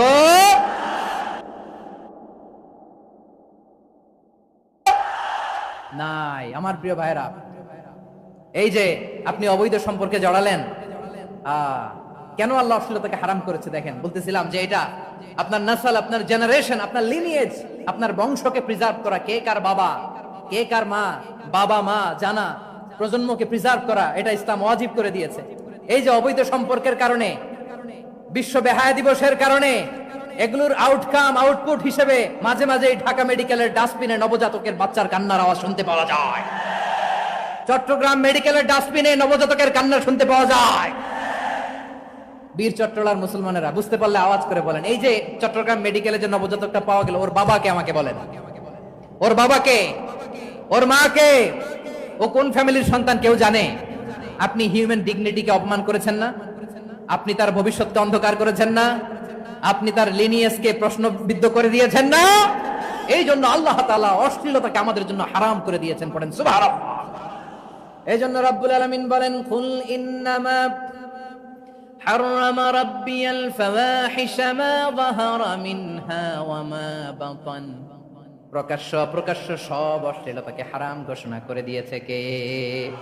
আবার দুনিয়ার বুকে যারা অশ্লীলতার প্রসার করে তাদের জন্য শাস্তি মজুদ রেখেছে কে? রব্বুল আলামিন বলেন, ইন্নাল্লাযীনা ইউহিব্বুনা আন তাশিআল ফাহিশাতু ফিল্লাযীনা আমানু লাহুম আযাবুন আলীমুন ফিদ দুনিয়া ওয়াল আখিরাতি ওয়াল্লাহু ইয়ালামু ওয়া আনতুম লা তা'লামুন। নিশ্চয়ই যারা বিশ্বাসীদের মাঝে অশ্লীলতার প্রচার প্রসার করতে চায় তাদের জন্য আমি মর্মন্তুদ শাস্তি প্রস্তুত করে রেখেছি, দুনিয়াতেও রেখেছি, আখিরাতেও রেখেছি। ঘোষণাটা কার? যারাই নাটকের নামে, সিনেমার নামে, রূপালী জগতের নামে, মুভির নামে, ওটিটি প্ল্যাটফর্মের নামে আমার সমাজে অশ্লীলতা ছড়াতে চায় তাদের জন্য কঠিন মর্মন্তুদ শাস্তি মজুদ রেখে দিয়েছে কে? ও আমার বোনেরা, এখনো আপনি জাগবেন না? এখনো আপনার চিন্তার দুয়ারে এখনো নাড়া পড়ে নাই? ওরা আপনাকে উলঙ্গ বানাতে চায়, ওরা আপনাকে আইটেম গার্ল বানাতে চায়। এজন্য ইসলাম অশ্লীলতাকে হারাম করেছে। হারাম। ইসলাম বলেছে যোজন যোজন দূরে থাকো। ওরা বলে না, কাছে আসো, কাছে আসার গল্প, ক্লোজ আপ ওয়ান, কাছে আসার গল্প আছে না? নাই? চট্টগ্রামে তো এগুলো নাই মাশাআল্লাহ। হ্যাঁ, এখানেও আছে ক্লোজ আপ ওয়ান, কাছে আসার গল্প। আল্লাহ বলেন, ওয়ালা তাকরাবুজ জিনা, কাছেও এসো না, জিনা থেকে যোজন যোজন কিলো দূরে থাকো। ওরা বলে কাছে আসার গল্প। আমার বীর চট্টলার ভাইয়েরা, কাছে আসতে হলে আমরা কোরআনের কাছে আসব, কাছে আসতে হলে নবীর কাছে আসব, কাছে আসার গল্প হবে আমার রবের কাছে আসার গল্প। চিল্লায় বলো ঠিক কিনা?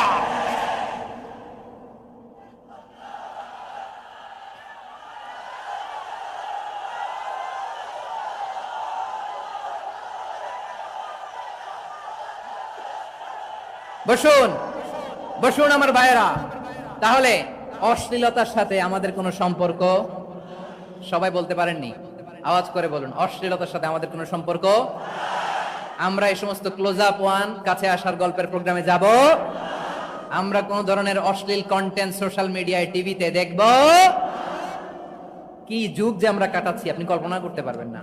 পর্ন ইন্ডাস্ট্রি, নারী পুরুষের বস্ত্রহীন যুগল দৃশ্য, এটাকে দিয়ে ওরা কোটি ডলারের ইন্ডাস্ট্রি বানিয়েছে। পুরো মানব ইতিহাসে এরকম জঘন্য সময় মানব ইতিহাস পার করে নাই। পর্ন এটা ইন্ডাস্ট্রি হয়ে গেছে। আমাদের এই যুবকগুলো, জেনজি গুলো, ওদের চরিত্র বাঁচাবে কি করে? কেমন করে হেফাজত করবে ওদের এই মূল্যবান চরিত্র? আমার প্রিয় ভাইরা, এই অশ্লীলতার দ্য লেটেস্ট ভার্সন হচ্ছে LGBTQ, শরীফ থেকে শরীফা। শুনছেন আপনারা? দেখতে পুরুষ, আসলেই পুরুষ, সুস্থ একজন পুরুষ, 4 সন্তানের বাবা, বলে আমি মনে মনে নারী।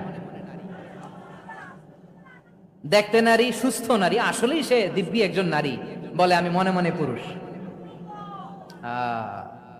সবচেয়ে ভয়ঙ্কর অশ্লীলতার সবচাইতে লেটেস্ট ভার্সন হচ্ছে এই ট্রান্সজেন্ডারিজম। সুস্থ পুরুষ তার বায়োলজিক্যাল গ্রোথকে হরমোন দিয়ে স্টপ করে দিয়ে সে সার্জারি করে নারী হতে চায়। সুস্থ নারী পুরুষ হতে চায়। পুরুষ পুরুষের প্রতি সেক্সুয়ালি আকর্ষণ বোধ করে। এটা লূত আলাইহিস সালামের কওমের মধ্যে ছিল। এটাকেও আল্লাহ কোরআনে ফাহিশা বলেছেন।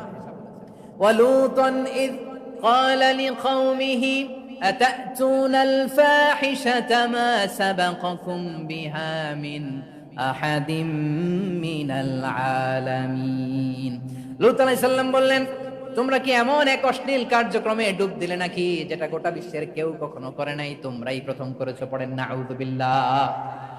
এই পশ্চিমের এই রোগ আমার দেশে যেন আসতে না পারে, আমাদের সজাগ থাকতে হবে। প্রিয় ভাইরা, চিল্লায় বলেন ঠিক কিনা? পশ্চিমের অবস্থা ভয়ঙ্কর। পাশ্চাত্যে, আমি যুক্তরাষ্ট্রে ছিলাম অনেকদিন, কয়েক মাস, বিভিন্ন স্টেটে ঘুরেছি। গার্ডিয়ানরা উদ্বিগ্ন, ছেলে মেয়েদেরকে, ছোট্ট ছেলে মেয়ে ওদেরকে জিজ্ঞেস করে, তুমি how do you feel right now inside yourself, তুমি ভিতরে ভিতরে কেমন ফিল করো, তোমার কি ছেলে ছেলে লাগে না মেয়ে মেয়ে লাগে? আচ্ছা বলেন, এই ছোট্ট বাচ্চাটাও কি এগুলো জেন্ডার অ্যাসাইনমেন্ট বলতে এগুলো কিছু বুঝে? এইভাবে মিসগাইড করা হচ্ছে। কৌতূহল বশত ছোট্ট ছেলে যদি বলে আমার তো মেয়ে মেয়ে লাগে, তখন বলে যে না তুমি মেয়ে, ছেলে না। মা বাবা বাধা দিলে ওকে আলাদা গভর্নমেন্ট হাউসে নিয়ে যায়। ভয়ঙ্করতম অবস্থা। আমরা একটা সময়ে শুনতাম যে হুজুর আমার ছেলেটা খুব ভালো, হাফেজে কোরআন, আল্লাহওয়ালা। হুজুর আমার ছেলে দাড়ি রাখছে, আল্লাহওয়ালা। হুজুর আমার ছেলে 5 ওয়াক্ত সালাত জামাতের সাথে পড়ে, তার মানে আল্লাহওয়ালা। পশ্চিমে যে আমি কি শুনছি জানেন? ওরা বলে হুজুর আমার ছেলেটা ইউনিভার্সিটির একটা মেয়ের সাথে প্রেম করে, ও খুব আল্লাহওয়ালা, হুজুর দোয়া করবেন।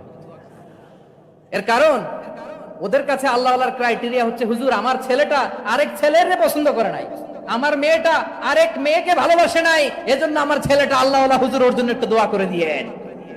কি চ্যালেঞ্জ ওরা ফেস করতেছে। ওনার ছেলে যে আরেক ছেলেরে বিয়ে করবে না, এটাতেই উনি খুশি যে আলহামদুলিল্লাহ আমার ছেলেটা একটা মেয়েরে ভালোবাসে, আমার মেয়েটা একটা ছেলেরে ভালোবাসে, মানে এটা খুব আল্লাহওয়ালা। নাউজুবিল্লাহ পড়তে পারলেন না? এজন্য অশ্লীলতার সাথে আমাদের কোনো সম্পর্ক। রাব্বুল আলামিন বলেন ওয়ায়ানহা আনিল ফাহশাই ওয়াল মুনকারি ওয়াল বাগি, তিনটা জিনিসকে আমি নিষিদ্ধ করলাম। এক নাম্বার হলো ফাহশা, অশ্লীলতা। 2 নম্বরে হলো মুনকারের সমস্ত মন্দ কাজ। আপনাদের মনোযোগ আছে না? শেষ করে দিব? আর 2-1 মিনিট শুনবেন? আচ্ছা বলি তাহলে, আর 2-1 মিনিট। তাহলে নিষেধাজ্ঞা জারি করেছেন 3টা জিনিসের উপর। 1 নাম্বার কি? ফাহশা, অশ্লীলতা। 2 নাম্বার মুনকার। মুনকার মানে হচ্ছে যত মন্দ কাজ, খারাপ কাজ, বাজে কাজ, এটার বলে মুনকার। এটার কি বলে? আপনারা পড়ছেন না তা'মুরুনা বিল মা'রুফি ওয়া তানহাউনা আনিল মুনকার? ভালো কাজের আদেশ, সৎ কাজের আদেশ, অসৎ কাজের নিষেধ। মুনকার, মুনকার হচ্ছে মানুষের স্বাভাবিক বিবেকবোধ যেটাকে খারাপ বলে, ওইটাই মুনকার। পৃথিবীর সব আসমানি গ্রন্থ যেটাকে খারাপ বলেছে, মানুষের স্বাভাবিক বিবেকবোধ যেটাকে খারাপ বলেছে, এগুলো সব মুনকার। যেমন ইফটিজিং, এটা কি ভালো না খারাপ? মজুদদারি, খাদ্যে ভেজাল দেওয়া, ওজনে কম দেওয়া, মাছে ফরমালিন মিশানো, চাঁদাবাজি, টেন্ডারবাজি, দখলবাজি, এগুলো আমাদের স্বাভাবিক বিবেকেই বলে এগুলো খারাপ, এগুলো হচ্ছে মুনকার। আল্লাহ তাআলা এই মুনকার থেকে আমাদেরকে বেঁচে থাকতে বলেন, আর শয়তান এই মুনকারের প্রতি আমাদেরকে উদ্বুদ্ধ করে। আল্লাহ তাআলা বললেন ইয়া আইয়ুহাল্লাযীনা আমানু লা তাত্তাবিউ খুতুওয়াতিশ শাইতান ফাইন ওয়া মান ইয়াত্তাবি' খুতুওয়াতিশ শাইতানি ফাইন্নাহু ইয়া'মুরু বিল ফাহশাই ওয়াল মুনকার। আল্লাহ বললেন আমার গোলামেরা শোনো শোনো, ও আমার বিশ্বাসী বান্দারা খবরদার, তোমরা কশিনকালেও শয়তানের পদাঙ্ক অনুসরণ করবে না, কারণ শয়তান তোমাদেরকে অশ্লীলতা এবং মন্দ কাজের দিকে উদ্বুদ্ধ করে। আমাদের কাজ হচ্ছে শয়তান আমাদেরকে যেদিকে নিতে চায় আমরা তার উল্টা দিকে যাব, ঠিক কিনা বলে? শয়তান এই মন্দ কাজকে আমাদের কাছে বিউটিফাই করে, চাকচিক্যময় করে আমাদের সামনে উপস্থাপন করে। এজন্য আল্লাহ বলেন মুনকারকে থামাতে হবে, মুনকার প্রতিরোধ করতে হবে। মুনকার প্রতিরোধের দায়িত্ব শুধু আমাদের নাকি? শুধু আপনার খতিব সাহেবের, ইমাম সাহেবের, নাকি মুসলিম উম্মার সবার? আওয়াজ করে বলুন, মুনকার অসৎ কাজ প্রতিরোধের দায়িত্ব কার? রাব্বুল আলামিন বলেন কুনতুম খায়রা উম্মাতিন উখরিজাত লিন-নাসি তা'মুরুনা বিল মা'রুফি ওয়া তানহাউনা আনিল মুনকার। তোমাদেরকে শ্রেষ্ঠ জাতি করে জমিনের মধ্যে আবির্ভূত করা হয়েছে, যাতে করে তোমরা জমিনের ভেতরে সৎ কাজের আদেশ করতে পারো আর অসৎ কাজের নিষেধ করতে পারো। উম্মাহ কুনতুম খায়রা, তাহলে গোটা উম্মার দায়িত্ব, এটা বুঝতে পারছেন তো? আচ্ছা আরো নিচে আসেন। এরপরে আল্লাহ বললেন শুধু উম্মাহ না, এই জমিনের রাজত্ব আমি যাদের হাতে দেই, এই জমিনের মালিক আমি যাদেরকে বানিয়ে দেই, যাদেরকে আমি সরকারের দায়িত্ব দেই, তাদেরকেও মুনকার প্রতিরোধের দায়িত্ব দিয়েছে কে? আল্লাহ বলেন যারা ক্ষমতার মসনদে বসেছে তাদেরকে 4 দফা কর্মসূচি আমি আল্লাহ দিলাম। আওয়াজ করে বলেন কয় দফা? আল্লাহ বলেন আল্লাযীনা ইম্মাক্কান্নাহুম ফিল আরদি আকামুস সালাতা ওয়া আতাউয যাকাতা ওয়া আমারু বিল মা'রুফি ওয়া নাহাউ আনিল মুনকার ওয়ালিল্লাহি আকিবাতুল উমুর। যারা এই জমিনের উত্তরাধিকার হয়েছে তারা 4 দফা কর্মসূচি নিয়ে সামনে আগাবা। সালাত কায়েম করবা, যাকাত আদায় করবা, সৎ কাজের আদেশ দিবা, অসৎ কাজ থেকে মুনকার প্রতিরোধ করবা। আদেশটা কার? আমার প্রিয় চট্টলার ভাইরা, পুরো উম্মার দায়িত্ব মুনকার প্রতিরোধ করা, সরকার প্রধানের দায়িত্ব মুনকার প্রতিরোধ করা। এরপর আল্লাহ বলেন প্রতিটা ফ্যামিলির যিনি প্রধান সিইও বাবা, প্রত্যেক বাবারও দায়িত্ব এই মুনকার প্রতিরোধ করা। আওয়াজ করে বলেন ঠিক কিনা? যেমনটি সাইয়েদনা লুকমান আলাইহিস সালাম ওনার কলিজার টুকরা সন্তানকে আদেশ করেছেন, ইয়া বুনাইয়া আকিমিস সালাতা ওয়া'মুর বিল মা'রুফি ওয়ানহা আনিল মুনকার। পড়েন সুবহানাল্লাহ। বাবা ছেলেকে সবক দিচ্ছে। কে সবক দিচ্ছে? কাকে? লুকমান আলাইহিস সালাম ছেলেকে বলতেছে, ওরে আমার কলিজার টুকরা সন্তান, ওরে আমার বাছা, নামাজ কায়েম করবা, সৎ কাজের আদেশ দিবা, আর মুনকার প্রতিরোধ করবা, অসৎ কাজ, সমাজ থেকে খারাপ কাজকে ঝেঁটে বিদায় করে দিবা। তাহলে দেখেন আমি স্টেপ বাই স্টেপ নামলাম। পুরা উম্মার দায়িত্ব, জমিনের উত্তরাধিকারী আল্লাহ যাদেরকে বানিয়েছেন সরকার, তাদের দায়িত্ব, প্রতিটি ফ্যামিলির প্রধানের দায়িত্ব। এরপরে বিশ্বনবী বলেন সচেতন প্রতিটি মুসলিমের দায়িত্ব সমাজ থেকে মুনকারকে উৎখাত করা। বিশ্বনবী বলেছেন, মান রাআ মিনকুম মুনকারান ফালিয়ুগাইয়িরহু বিয়াদিহি فإن لم يستطع فبلسانه وإن لم يستطع فبقلبه وذلك أضعف الإيمان। সমাজে যে মুনকার দেখবে, খারাপ কাজ দেখবে, সে যেন হাত দিয়ে সেটাকে থামায়। কি দিয়ে? আপনাদের তো হাত নাই না? হাত আছে, হাত আছে। ওরা যেই হাত দিয়ে অন্যায় করে ওটা প্রতিরোধের জন্য আমাদেরও হাত আছে রে নাই।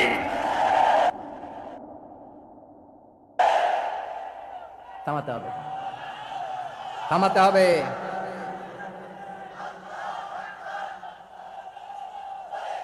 বসুন আমার প্রিয় ভাইরা, ওরা ওদের যে হাত দিয়ে টেন্ডারবাজি করে,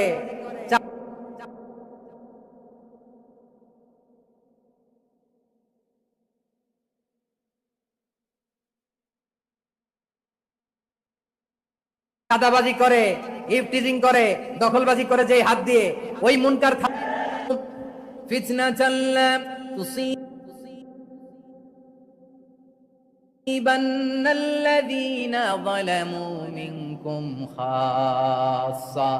ও আমার গোলামেরা, ওই আযাবকে ভয় করো যে আযাব যখন আমি জমিনের বুকে পাঠাই শুধু জালেমদেরকেই মারি না, আলেমদেরকেও মারি। আযাব যখন আসে তখন শুধু জালিমই মরে না, আলেমও মরে। জানেন মুসা আলাইহিস সালামের পায়ে একবার একটা লাল পোকা কামড় দিয়েছে, লাল পিঁপড়া। লাল পিঁপড়া কামড় দিলে খুব আরাম লাগে না? কি লাগে? হ্যাঁ, জ্বলে না? লাল একটা পিঁপড়া কামড় দিছে,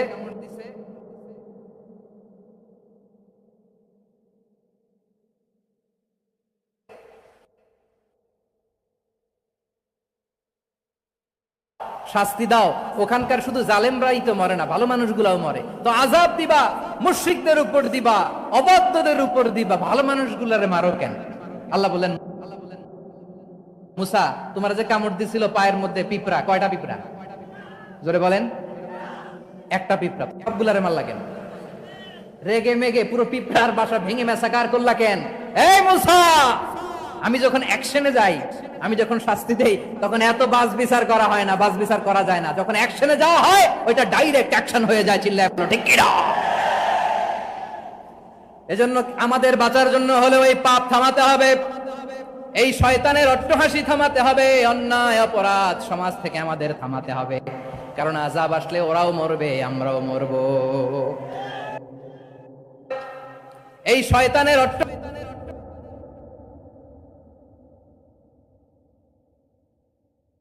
অট্টহাসি থামাতে হবে, অন্যায় অপরাধ সমাজ থেকে আমাদের থামাতে হবে। কারণ আযাব আসলে ওরাও মরবে, আমরাও মরব। একটা জাহাজ দুই তলা, আপনি আছেন মালয়েশিয়া থেকে দোহাতে নামলাম। দোহায় যখন আমার ট্রানজিট, তখন শুনতে পেলাম যে আল্লামা বিদায় নিয়েছেন। আমার কি মরবে? আসলে কি শুধু ওরা মরবে নাকি তলা ফুটো হলে ভিতরে পানি ঢুকলে আপনারও শরীর সমাধি হবে? তলা দিয়ে যখন পানি ঢুকবে, জাহাজ ঢুকলে আপনিও মরবেন। এজন্য নিজে মরার আগে ওই পাগলগুলোর নিচতলায় যে থামাতে হবে। চিল্লায় বলেন ঠিক কি না? এজন্য আল্লাহ বললেন মুনকার প্রতিরোধের দায়িত্ব সমাজের টপ টু বটম সবার। পুরো উম্মার দায়িত্ব, সরকার প্রধানের দায়িত্ব, প্রতিটি ফ্যামিলির প্রধান বাবার দায়িত্ব, বিশ্বনবী বললেন প্রতিটি সচেতন মুসলিমের দায়িত্ব। এজন্য মুনকার প্রতিরোধ করার দরকার আছে না নাই? সমাজে এই যে ইফটিজিং হয়, আপনার বোনের বয়সী একটা মেয়েকে কিছু বকাটে টিটকারি করে, এই বলে সেই বলে, নোংরা কথা বলে, রাস্তায় দেখেও আপনি পাশ দিয়ে না দেখার মতো চলে যান কেন? আপনি দাঁড়ান না কেন? আপনি দাঁড়ালেই তো থেমে যাবে, কারণ সত্যের যে শক্তি তার সামনে মিথ্যা মুখ থুবড়ে পড়ে। আপনার সামনেও কিছুই না, নাথিং। আপনি দাঁড়ান, ওকে প্রশ্ন করেন, আমার বোনকে তুমি ডিস্টার্ব করো কেন? আপনাকে দেখে আরো 5 জন দাঁড়াবে, 5 জনকে দেখে আরো 10 জন দাঁড়াবে। আমাদের নীরবতা আর আমাদের নিশ্চুপ থাকাই জালিমদেরকে আরো শক্তিশালী জালিম বানিয়েছে। এজন্য মুনকার প্রতিরোধের দায়িত্ব আমাদের সবার। টেন্ডারবাজি, চাঁদাবাজি, দুর্নীতি, অপরাধ, দখলদারিত্ব, মজুদদারি, এগুলো সবকিছু একসাথে প্রতিরোধ করতে হবে, ঠিক কিনা বলেন? একটা মানবিক সমাজ যদি চাই, প্রতিরোধ করতে হবে। প্রিয় ভাইয়েরা, আল্লাহর শপথ নিয়ে বলি, এই নাসিহাত গুলো সবার জন্য, সব দলের জন্য, সব মতের মানুষের জন্য। আমরা কোনো দলের প্রতি মানুষকে ডাকি না, আমরা ডাকি ইসলামের দিকে। সব দলের, সব মতের, সব মানুষদেরকে আমরা আহ্বান জানাই, আসুন আমরা একটা সুন্দর সমাজ বিনির্মাণ করি। এই যে নতুন বাংলাদেশের এক সুযোগ এসেছে, আর জীবনে হয়তো আসবে না, সামনের 100 বছরে এই সময় আসবে না। আসুন দেশটাকে আমরা সাজাই, আসুন আমরা দুর্নীতি বন্ধ করি, আসুন আমরা চাঁদাবাজি বন্ধ করি, আসুন আমরা দখলদারিত্ব বন্ধ করি, আসুন আমরা এক দল আরেক দলকে নিশ্চিহ্ন করার যে রাজনীতি, এটা বন্ধ করি। সব দলের প্রতি আমার আহ্বান।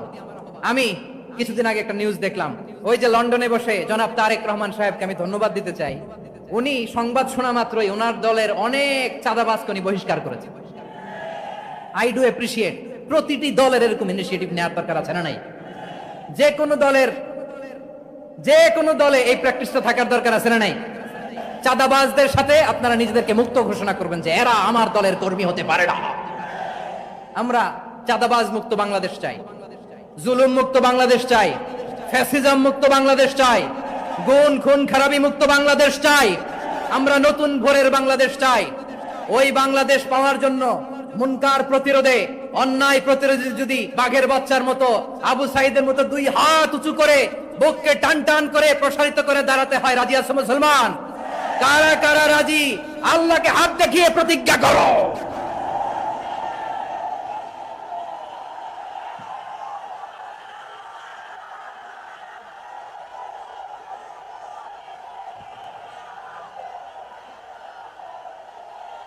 আমার প্রিয় ভাইয়েরা, বসুন বসুন আমার ভাইয়েরা। রাব্বুল আলামিন বলেন, ওয়ায়ানহা আনিল ফাহশাই ওয়াল মুনকারি ওয়াল বাগি ইয়াইদুকুম লাআল্লাকুম তাযাক্কারুন। বসুন।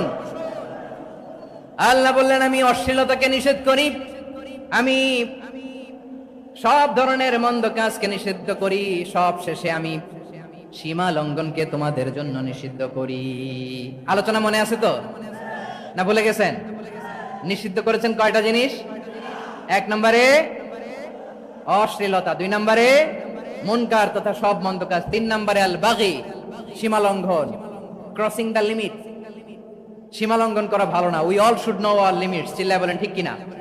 একই আয়াতে আল্লাহ বললেন, কুল ইন্নামা حرم ربي الفواحش ما ظهر منها وما بطن والإثم والبغي بغير الحق।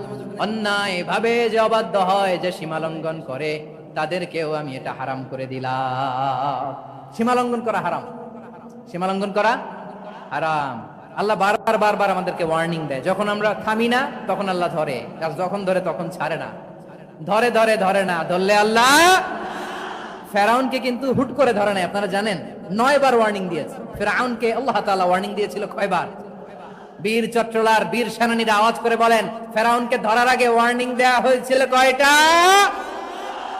রাব্বুল আলামিন বলেন, ওয়ালাকাদ আতাইনা মূসা 9 আয়াতিন বাইয়িনাত। 9টা মুজিজা দেখিয়েছি। 1 2 3 বারবার এইভাবে রিমাইন্ডার, ওইভাবে রিমাইন্ডার, এইভাবে নসিহত, ওইভাবে দাওয়া। ফাকুলা লাহু কাওলান লাইকিনা, নরম করে বলো, সফট করে বলো, যত ওয়ে হতে পারে দাওয়া মেথোডোলজি। মুসা আলাইহিস সালামের সব অ্যাপ্লাই শেষ। 10ম বারে যে আল্লাহ ধরছে, 10ম বারে যে ধরেছে। এজন্য আল্লাহ বলেন, আমি সীমা লঙ্ঘনকে পছন্দ করি না। কোরআনের অন্য আয়াতে বাগীকে বলা হয়েছে আল ইতিদা, সীমা লঙ্ঘন যারা করে তাদেরকে আল্লাহ বলেছেন মুতাদিন। ওয়াকাতিলু ফি সাবিলিল্লাহিল্লাযীনা ইউকাতিলুনাকুম ওয়ালা তা'তাদু ইন্নাল্লাহা লা ইউহিব্বুল মুতাদিন। আমি সীমা লঙ্ঘনকারীদেরকে কোশ্চিন কালেও পছন্দ করি না। আমরা যেন সীমা লঙ্ঘন না করি, রাজি আছেন তো? যে কোনো ক্ষেত্রে ইবাদতে যেন সীমা লঙ্ঘন না করি। অনেকে আমরা ইবাদতে সীমা লঙ্ঘন করে ফেলি। বিশ্বনবী সাল্লাল্লাহু আলাইহি ওয়াসাল্লাম যেটা শিখিয়েছেন এর বাইরে যে অতিরিক্ত বুজুর্গ হতে চায় এরকম আছে না নাই? করা যাবে না, কোনো ক্ষেত্রে সীমা লঙ্ঘন করা যাবে, এমনকি যুদ্ধ ক্ষেত্রেও না। বিশ্বনবী সাল্লাল্লাহু আলাইহি ওয়াসাল্লাম বলেন খবরদার যুদ্ধ ক্ষেত্রেও সীমা লঙ্ঘন করো না। কি সুন্দর ইসলাম আমরা পেয়েছি। বিশ্বনবী বলেন খবরদার যুদ্ধের ময়দানে কোনো নারীর গায়ে হাত তোলো না, কোনো শিশুর গায়ে হাত তোলো না, কোনো গবাদি পশু হত্যা করো না, কোন শস্য ক্ষেত্র ধ্বংস করো না, ইবাদতরত অন্য ধর্মের কোন সন্ন্যাসীর গায়ে হাত তুলো না। বলেন সুবহানাল্লাহ। তাহলে আমরা সীমা লঙ্ঘন করতে পারবো? প্রিয় ভাইরা, একটা সুখী, সমৃদ্ধ, শান্তির সমাজ, মানবিক সমাজ যদি আমরা গঠন করতে চাই, আমাদের আল্লাহর দেয়া কয়টা আদেশ মানতে হবে বলেন দেখি? সবাই বলেন কয়টা? আর বেঁচে থাকতে হবে কয়টা জিনিস থেকে? আওয়াজ করে বলেন কয়টা? আচ্ছা, আদেশ নাম্বার 1 কি ছিল বলেন? আল্লাহর আদেশ কি? 1 নাম্বার আদাল, ন্যায়পরায়ণতা।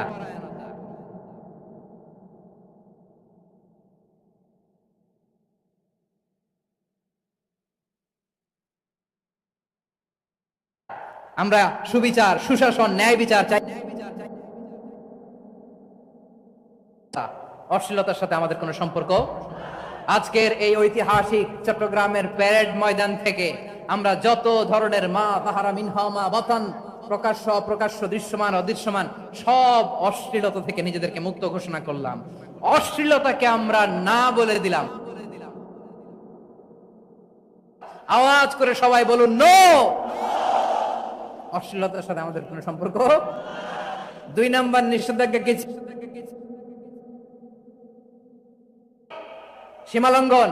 কোন মুসলিম সীমালঙ্ঘন করে না, এমনকি যুদ্ধ ক্ষেত্রেও না। আওয়াজ করে বলেন ঠিক কি না? রাব্বুল আলামিন শেষে বললেন ইয়াইদুকুম লাআল্লাকুম তাযাক্কারুন। আল্লাহ তোমাদেরকে উপদেশ দেন যাতে তোমরা শিক্ষা গ্রহণ করো। আমরা উপদেশ দেব, আমরা জোর করে কাউকে কিছু মানাতে চাই না। লা ইকরাহা ফিদ্দিন ওয়া যাক্কির ফা ইন্না যিকরা তানফাউল মুমিনিন। উপদেশ দিলে এটা মুমিনদের কাজে দেয়। লাস্তা আলাইহিম বিমুসাইতির ইন্নামা আনতা মুযাক্কির। নবী হে, আপনি রিমাইন্ডার দাতা, আপনি উপদেশ দিবেন। আমরাও বিশ্বনবীর এই হাদিসগুলো থেকে, কোরআনের আয়াত থেকে রিমাইন্ডার, এই কথামালা, বাণী বাহক হিসেবে এই বাণীগুলো আপনাদের সাথে কাছে পৌঁছে দিলাম। আমরা আল্লাহ তাআলার কাছে প্রার্থনা করি, আল্লাহ আমরা যেন আদল দিয়ে আমাদের সমাজকে গঠন করতে পারি। আল্লাহ আমরা যেন ইহসান করতে পারি, আমরা যেন নিকটাত্মীয়দের দান করতে পারি। আল্লাহ যত ধরনের অশ্লীলতা, অনাচার, মন্দ কাজ, সীমালঙ্ঘন, অবাধ্যতা থেকে যেন আমরা বেঁচে থাকতে পারি। আল্লাহ তাআলা আমাদের সবাইকে কথাগুলো বোঝার ও আমল করার তৌফিক দান করুক। হাযা মা ইনদি ওয়াল ইলমু ইনদাল্লাহ আলাইহি তাওয়াক্কালতু ওয়া ইলাইহি উনীব। প্রিয় ভাইরা, আমি আপনাদের সবার জন্য দোয়া করি, আপনারাও আমার জন্য দোয়া রাখবেন। আমাদের পাশেই আছেন আমাদের সকলের শ্রদ্ধাভাজন আমাদের মুরব্বী আওলাদে রাসূল আনোয়ার হোসেন তাহের জাবির আল মাদানী হাফিজাহুল্লাহ ওয়া রাআ। সবাই